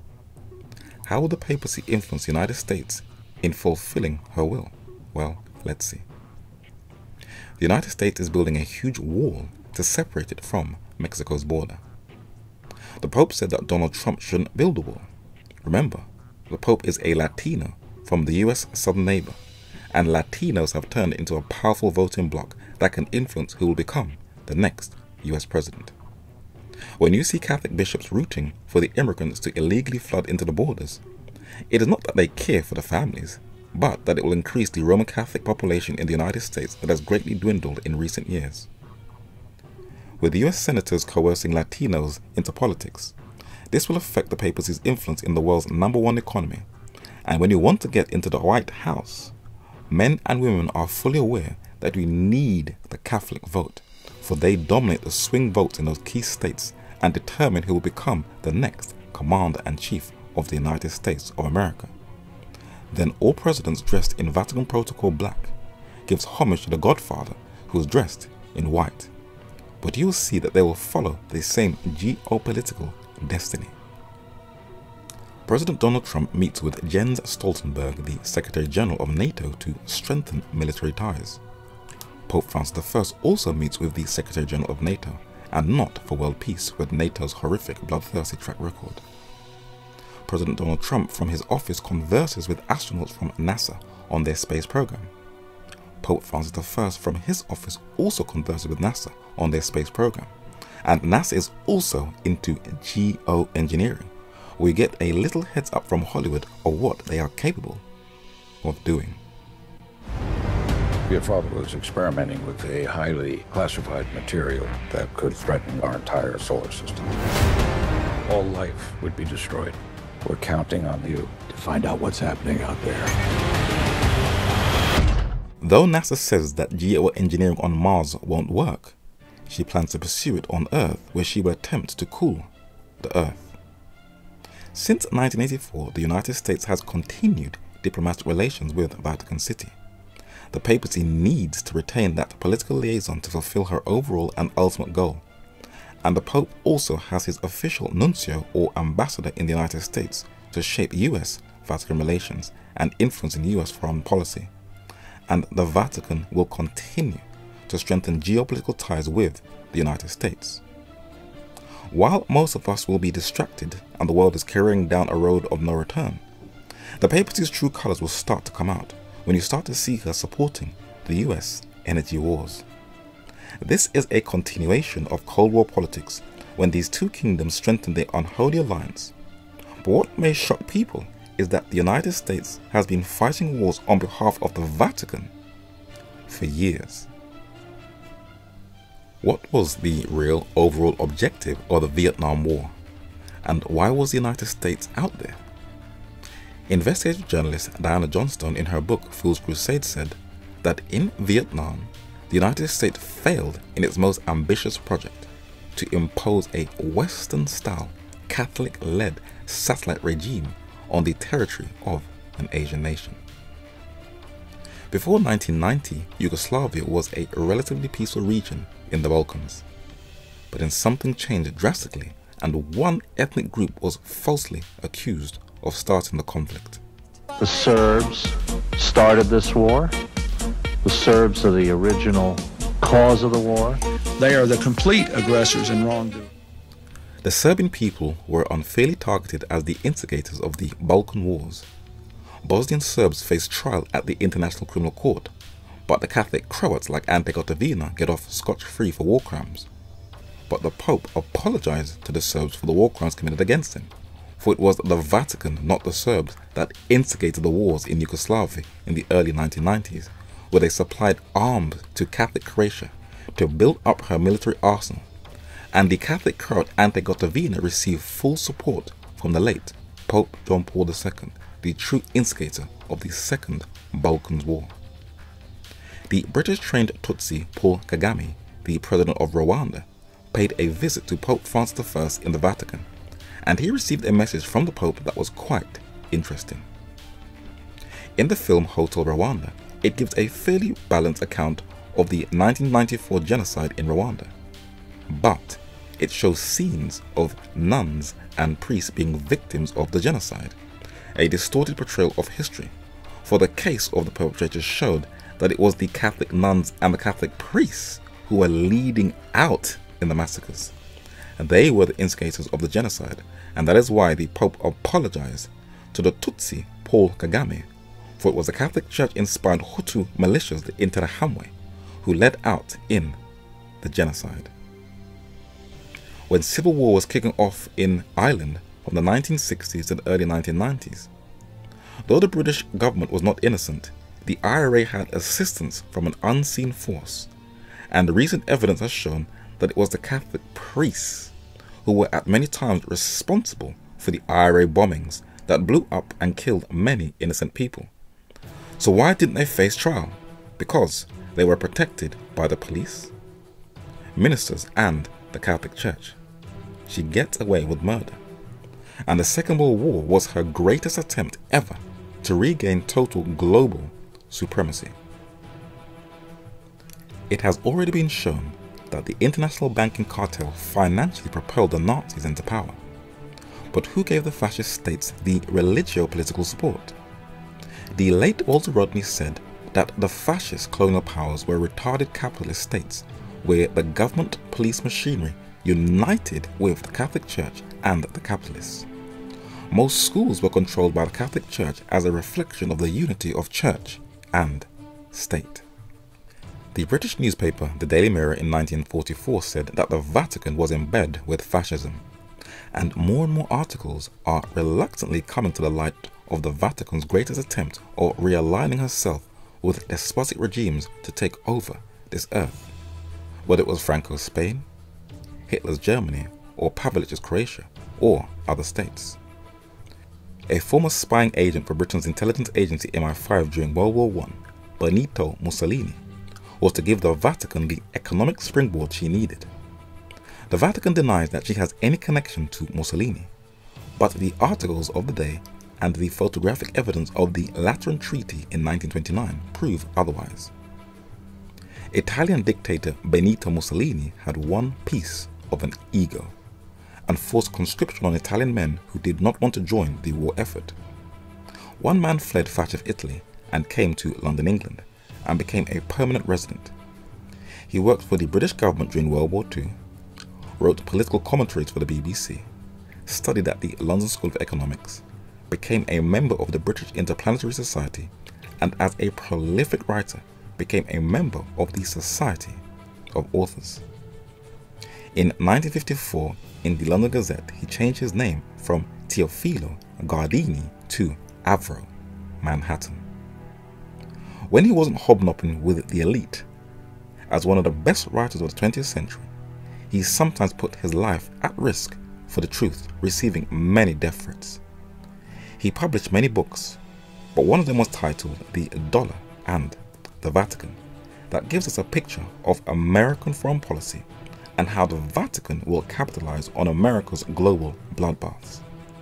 Avro Manhattan said that it is big business that is the promoter of practically all subsequent North American aggressions, the most persistent destroyers of the civil liberties of the American masses, blatantly advocating economic expansionism by the use of violent economic and financial aggression supported by brute force.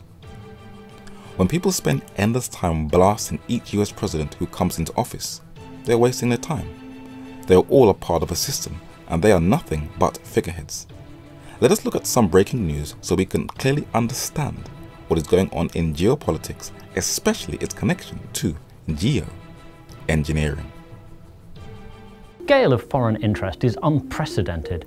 Between 2010 and 2016, 320 new embassies were opened in Africa, probably the largest embassy building boom anywhere ever. You now have a fund, a mining fund, that you're setting up. Yes. What is that about?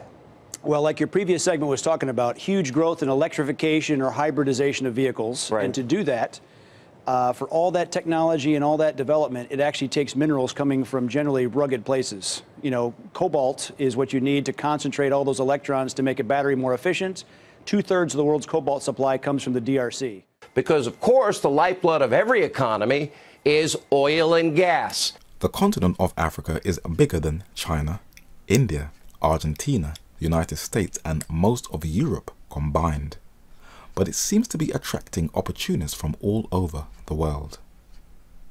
A video called Coney 2012 was aired online that attracted millions of viewers on YouTube. Its role was to coerce the public into tracking down Ugandan warlord Joseph Kony. But what was its real objective? Ugandans clicked that it wasn't about Joseph Kony at all, but the Western corporations needed an excuse to monopolize on Ugandans' newly discovered oil reserves. The US military bombed a number of Al-Shabaab Islamic Jihadi militants in Somalia and East Africa. Was it because they wanted to cleanse Islamic extremists from Africa? No, not really. It's because Somalia, like Uganda, has oil and gas reserves, where the Somali government welcomed the drone strikes to protect them, where they would supply the West with oil. Somalia's next door neighbor, Djibouti, is flooded with 3 different militaries that is creating a bit of a problem. Camp Lemonia is the headquarters of US African Command, better known as AFRICOM, the only permanent US military base in Africa. But Djibouti is in debt to China, who also has a military base in that African country that is creating a geopolitical tension. But why are all these countries flooding into the African continent? What does this continent have that is shaping the technotronic digital age? Almost 100 years ago in 1923, Jamaican-born Pan-Africanist Marcus Garvey said, "Most of us know or ought to know the value of minerals. Oil, coal, iron, copper, and all other minerals are to be found in Africa in abundance. We can readily realize the vast amount of wealth lying buried in Mother Africa, awaiting development. Europe today are trying to interest American capitalists in the exploitation of the wealth of the great continent." In 2007, the London Guardian published an article titled "Scramble for Africa," verifying what Garvey said. With oil, gas, timber, gold, coltan, and bauxite, Africa is home to some of the largest deposits of natural resources in the world. The US is interested in the region as a cheap and reliable alternative to the increasingly volatile Persian Gulf. We live in an era called the technotronic digital age. But all these things we use in our everyday lives, whether it be cars, phones, laptops, and even space satellites, cannot function without the highly rich, heat-resistant minerals of the African continent. And while we are benefiting from these minerals, others are working on the continent, being exploited by militias and corporations. One man said that if the corporations were to leave the Congo's $24 trillion worth of mineral alone, the earth would not be able to function. It was the African slave trade that built up the modern world and the wealth of the West and to modern capitalism. And Africa's natural resources and exploitative labor is still the main drive that steers our modern world in the digital age, whether it be for electronic cars or the 4 different metals that help our mobile cell phones to function. Informal Trump advisor Eric Prince, former Navy SEAL and US businessman, made it very clear that the technotronic digital electronic age is dependent on the minerals of the Democratic Republic of Congo. His sister Betty DeVos, the current United States Secretary of Education, is in the Trump administration, and he is also still working with the administration where, as Arrow Manhattan said, it is business as usual. And one of the major drives of the US government is, guess what? Geoengineering, manipulation of the weather. Eric Prince runs a security firm called Frontiers Services Group that provides security to big corporations. He has financial investments in Mozambique, and not just in the Democratic Republic of Congo. But what is in Mozambique? It has been recently titled the next oil and gas hub. But as these citizens are not benefiting from their own land, it has created a backlash of frustrated Islamic insurgents.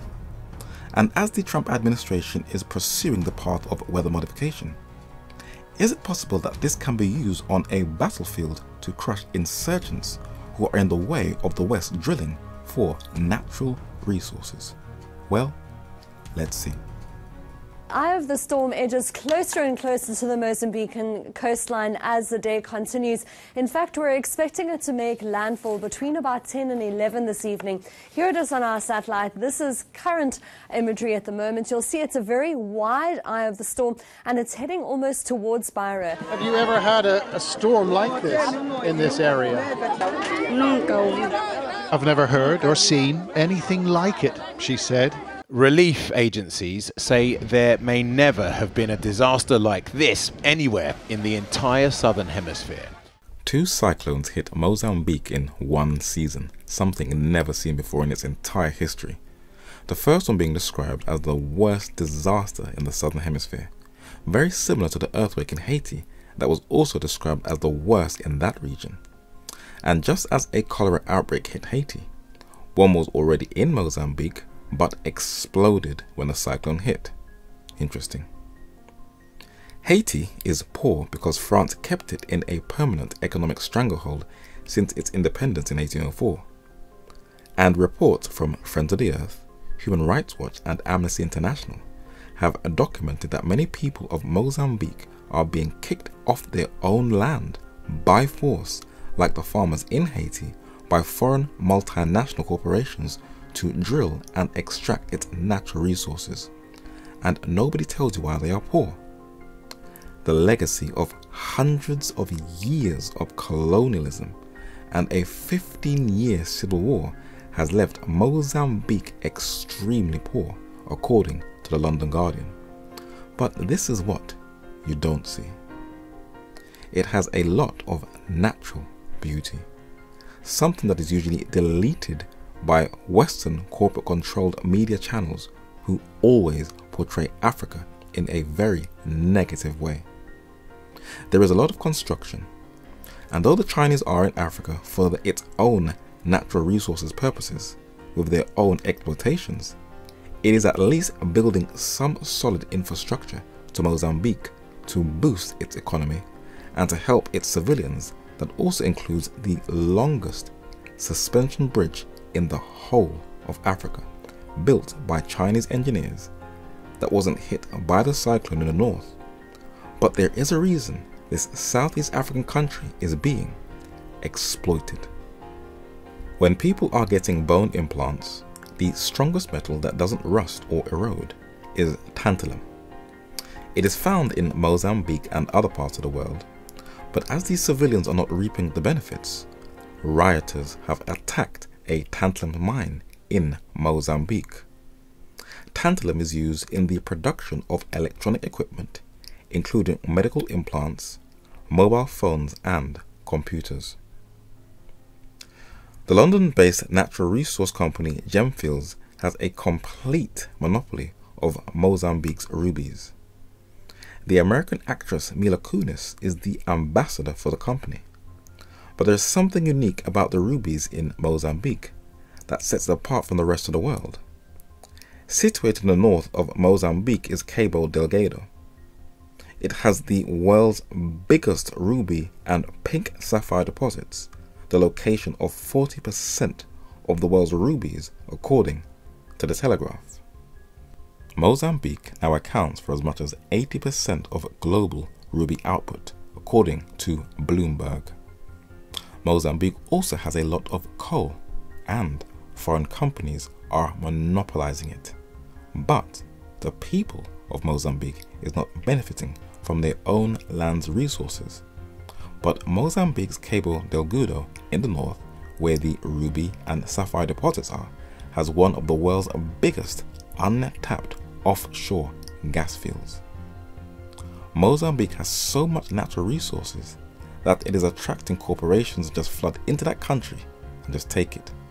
For it has become a gas supplier to the world, and corporations like the US ExxonMobil, Japan's Tokyo Gas, the UK's British Gas, and Italy's ENI are looking to the banks to help finance them for their projects. But not everybody is happy that these Eurasian corporations are colonizing their lands, and it is breeding resentment. A number of African channels and one Chinese news channel were the only media outlets that were reporting the frequent attacks of Islamic jihadis in northern Mozambique. Except from a few online articles from Western newspapers, there was a complete media blockout by Western journalism concerning the jihadi attacks in the Anadarko gas field in Mozambique. Could the double cyclones in the northern Mozambique be a response to the jihadi attacks? According to the already quoted document Weather as a Force Multiplier, Owning the Weather in 2025, it reads that weather modification is a force multiplier with tremendous power that could be exploited across the full spectrum of war-fighting environments. Weather modification offers the warfighter a wide range of possible options to defeat or coerce an adversary. The ability to modify the weather may be desirable both for economic and defense reasons. Attacks started to intensify against the Anadarko gas fields. Beheadings started to threaten the billion-dollar gas project in June 2018. In January 2019, there was an increase in insurgency attacks that took place in the gas-rich sector in the north.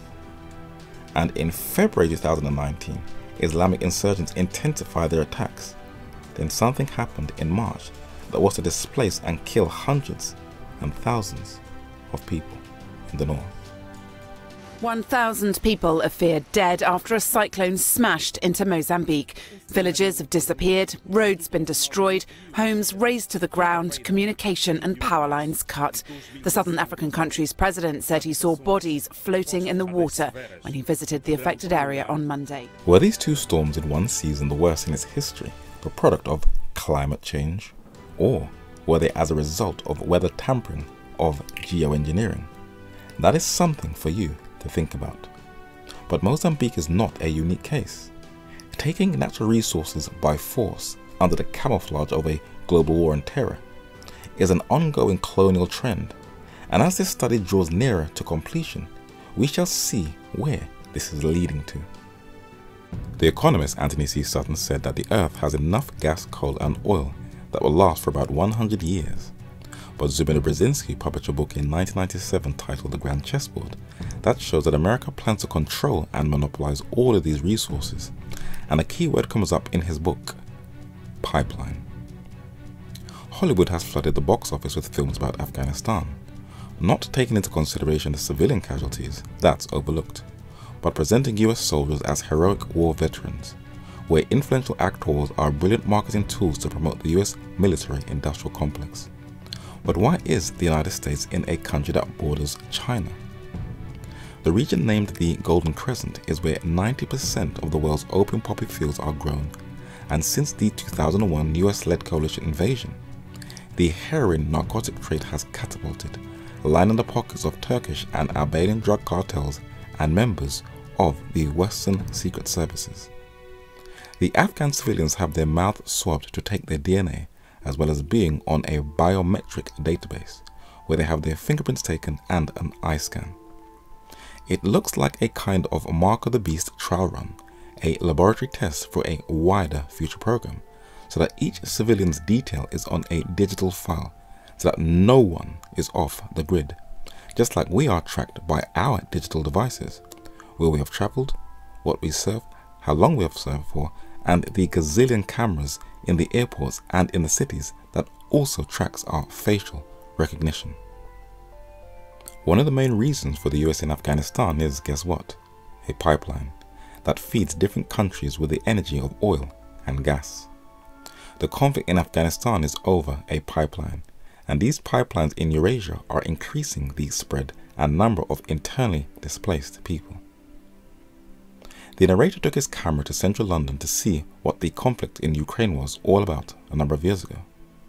The best way to learn about a nation is to speak to different people of that nation, and you will realize how much the news is lying to you on a daily basis. The narrator watched RT to see from a Russian perspective, and the BBC, Fox and CNN from a Western perspective, but the most insightful approach was when listening to the Ukrainian civilians themselves. When you live in the UK, you are totally unaware how much the conflict affects you until you discover that a high volume of Europe and UK's gas supplies comes from Russia. And like Afghanistan, the conflict is over a pipeline. How many civilians are dying each day, and how many families are being destroyed and torn apart over a pipeline? This is where Syria comes in. Whole communities have been bombed and left desolate, and drone footage shows whole cities that were once flourishing now looking like a ghost town, where chemical weapons that burn through skin and bone are dropped on civilians, killing innocent women and children. That's disgusting. And the White Helmets, praised by the West as Syrian humanitarian aid rescuers, is a jihadi group funded by a British army officer, as documented in the London Guardian, to destabilize the Syrian army. And while thousands flee the conflict, neighboring countries in the Middle East and countries in the West are reluctant to take them in, not just because they are hostile to outsiders, but for fear that these refugees could be harboring some disgruntled jihadi sleeper cells. And what is the Syrian war over? You guessed it, oil and gas. Yep, a pipeline. Al Jazeera calls it Syria's Pipelinistan War, and everything the narrator is sharing with you is from mainstream media journals. It is open and available to the public to see. And the $10 billion gas pipeline deal signed between Iraq, Iran and Syria in 2011, where America did not get a bring-in, is what the conflict is over. And Syria's neighbor Iran has sanctions imposed on her energy industry, where President Donald Trump has pressured Iraq not to buy energy from Iran because Iran has the biggest gas field that she co-shares with Qatar, which is the key reason why Iran has become the US's #1 new foe, because the United States cannot control another nation's energy resources, and she will gamble the world's financial markets to make a point. Trump gambles the world economy on shutting down Iran's ability to sell oil overseas. We have the greatest military, thank God, on the face of this earth. We have the most advanced weapon systems, and a strong message needs to be sent that a huge price will be paid if you take on the United States of America. Simple peace through strength, and it works. Today, the United States is alone in the world and cannot create a coalition. Countries that are its friends are too ashamed of being in a coalition with them. Mike Pompeo, the incumbent 70th US Secretary of State, claimed that Iran poses a threat. In May 2019, he attended the infamous Bilderberg Conference, privy to the secretive dynamics of global geopolitics. In June 2019, a tanker was attacked. Many believe it was a false flag, but the US government blamed the Iranians. In that same month, the Iranians bombed a US drone out of the sky that Iranians said was in their airspace. It should be noted that Iran is no easy pushover. As powerful as Google is as the world's top information gathering system, it is not infallible, for the Iranians in 2018, working with the Chinese, hacked into a CIA system using Google and killed dozens of US spies, which may be the reason Google deleted many Iranian accounts as a response. This tension has been building up for a while, for at the 2013 US Oscars, the First Lady Michelle Obama announced the award for Best Film to Ben Affleck, Argo. That's when you know how strongly tied the US government is with Hollywood. And when you see another actor, Gerard Butler, doing a lecture at the Department of Defense, better known as the Pentagon, whether he was conscious of it or not, he also helps the anti-Iranian war effort. Threaten my people with slavery and death. This is madness! Madness. This is Sparta! The film 300, though based on an actual war, unfairly depicted the Iranians as very ugly and deformed.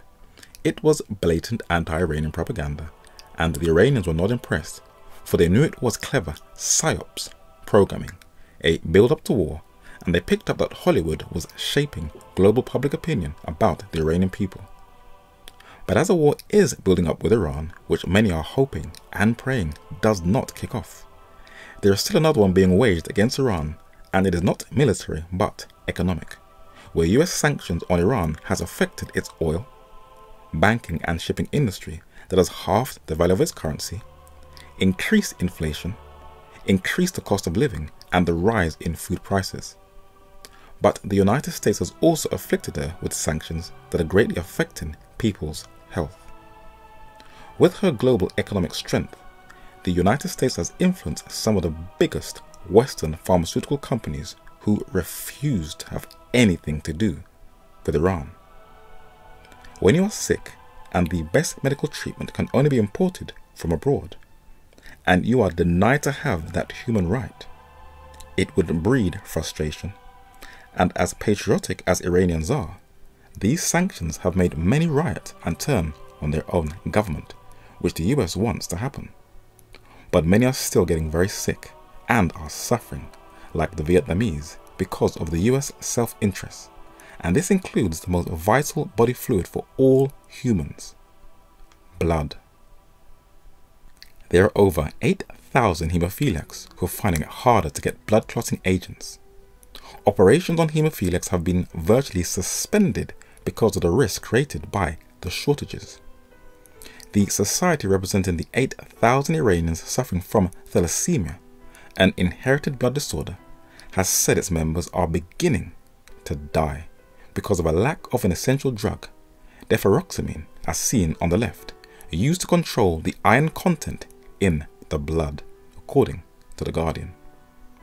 If the United States can pressure the entire corporate and business world to not buy or sell with Iran, you are seeing a foundation being laid for something a lot bigger, for another country is experiencing a similar economic abuse. Yeah, look, we're in conversation with major American companies now that are either in Venezuela or, in the case of Citgo, here in the United States. I think we're trying to get to the same end result here. You know, Venezuela is one of the three countries I call the troika of tyranny. It'll make a big difference to the United States economically if we could have American oil companies really invest in and produce the oil capabilities in Venezuela. Angel Falls in Venezuela is the highest uninterrupted waterfall in the world. But even amongst such beauty, Venezuela's northern neighbor, the United States, made it openly clear that she is after her oil interests. These are her own words. It has already been shown that the Bank for International Settlements has chosen who has the right to Venezuela's wealth. And like Iran, Venezuela is being crippled by economic sanctions so that it will bend to outside pressure and cave in. This has also had a tremendous effect on the civilian population, where millions have fled to neighboring countries in Latin America and the Caribbean. And like Iran, civilians who are unable to either work or eat to provide for their families are demonstrating en masse. But who is covertly supporting these demonstrations? And who has given their support to the US-educated Venezuelan politician and opposition leader Juan Guaido? It is the United States and the papacy, the two kingdoms. When Pope Francis I addressed the energy companies, he taught them to incorporate the Catholic social teaching, the common good, that President Donald Trump incorporated into his State of the Union speech. But we must reject the politics of revenge, resistance, and retribution, and embrace the boundless potential of cooperation, compromise, and the common good. Though the Pope has given the world an impression that the papacy is neutral concerning Venezuela, they fully support regime change. For the London Economist documented that in an overwhelmingly Catholic country, Venezuela, the country's Catholic bishops expressed their backing for the protests sweeping the country. They described the National Assembly, whose leader Juan Guaido has declared himself interim president, as the only legitimate organ of popular sovereignty. Former Special Rapporteur Alfred de Zayas, who finished his term in the UN in March, has criticized the US for engaging, and highlighted in red, in economic warfare against Venezuela, which he said is hurting the economy and killing civilians. US sanctions also target individuals and stop US-based companies or people from, and highlighted in red again, buying and selling new debt issued by PDVSA, which is the Venezuelan state-owned oil and gas company, or the government, according to the London Independent. The United States and its sanctions, through its connections to the global banking system, is the only power on earth that could prevent individuals, companies or nations from buying and selling. If you were to tell individuals in love that the United States plans to impose this economic bullying system on the entire earth, they would probably just yawn in your face, laugh at you, or just completely lock you off and shut down. One of the only groups of people who would be able to survive this global economic embargo are cultures and communities who are off the grid and live and survive in nature, completely off the land that they currently occupy, which is the original divine mandate that was set up for mankind. But for most of us who are integrated into this global digital system, who haven't got the foggiest idea about agriculture and living off the natural land, how would we survive? Just say that all social privileges were stripped and they decided to turn off your gas, your running water, your electricity, and your access to the internet. Stop and think for a second.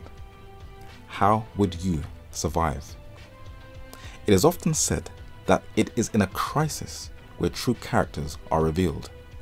And if a global law was to be passed where all these social privileges were taken away from you, you will see who you really are, who are your true friends, and how real your family copes under global pressure.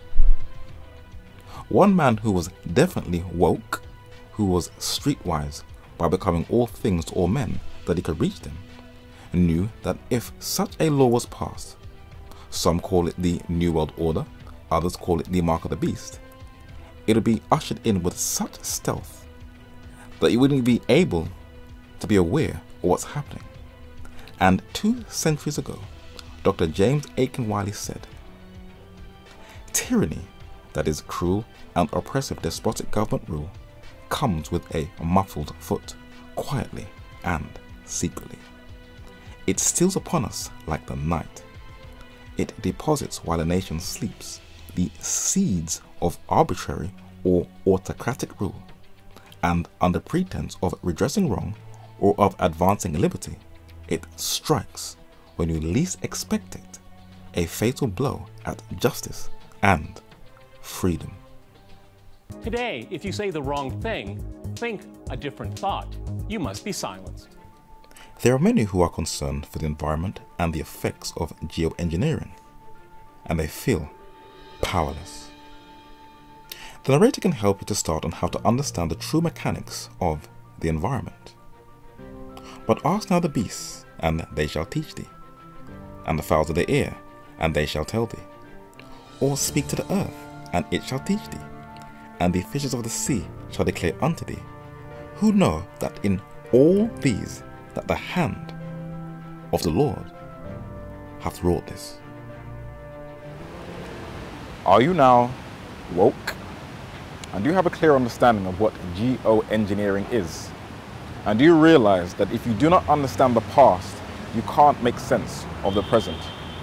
And as I encourage at all times, everything you've seen in this study and all the previous studies of Even at the Doors, please go and research everything for yourself.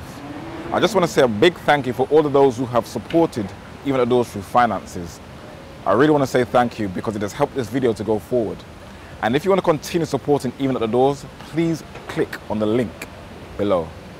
Thank you.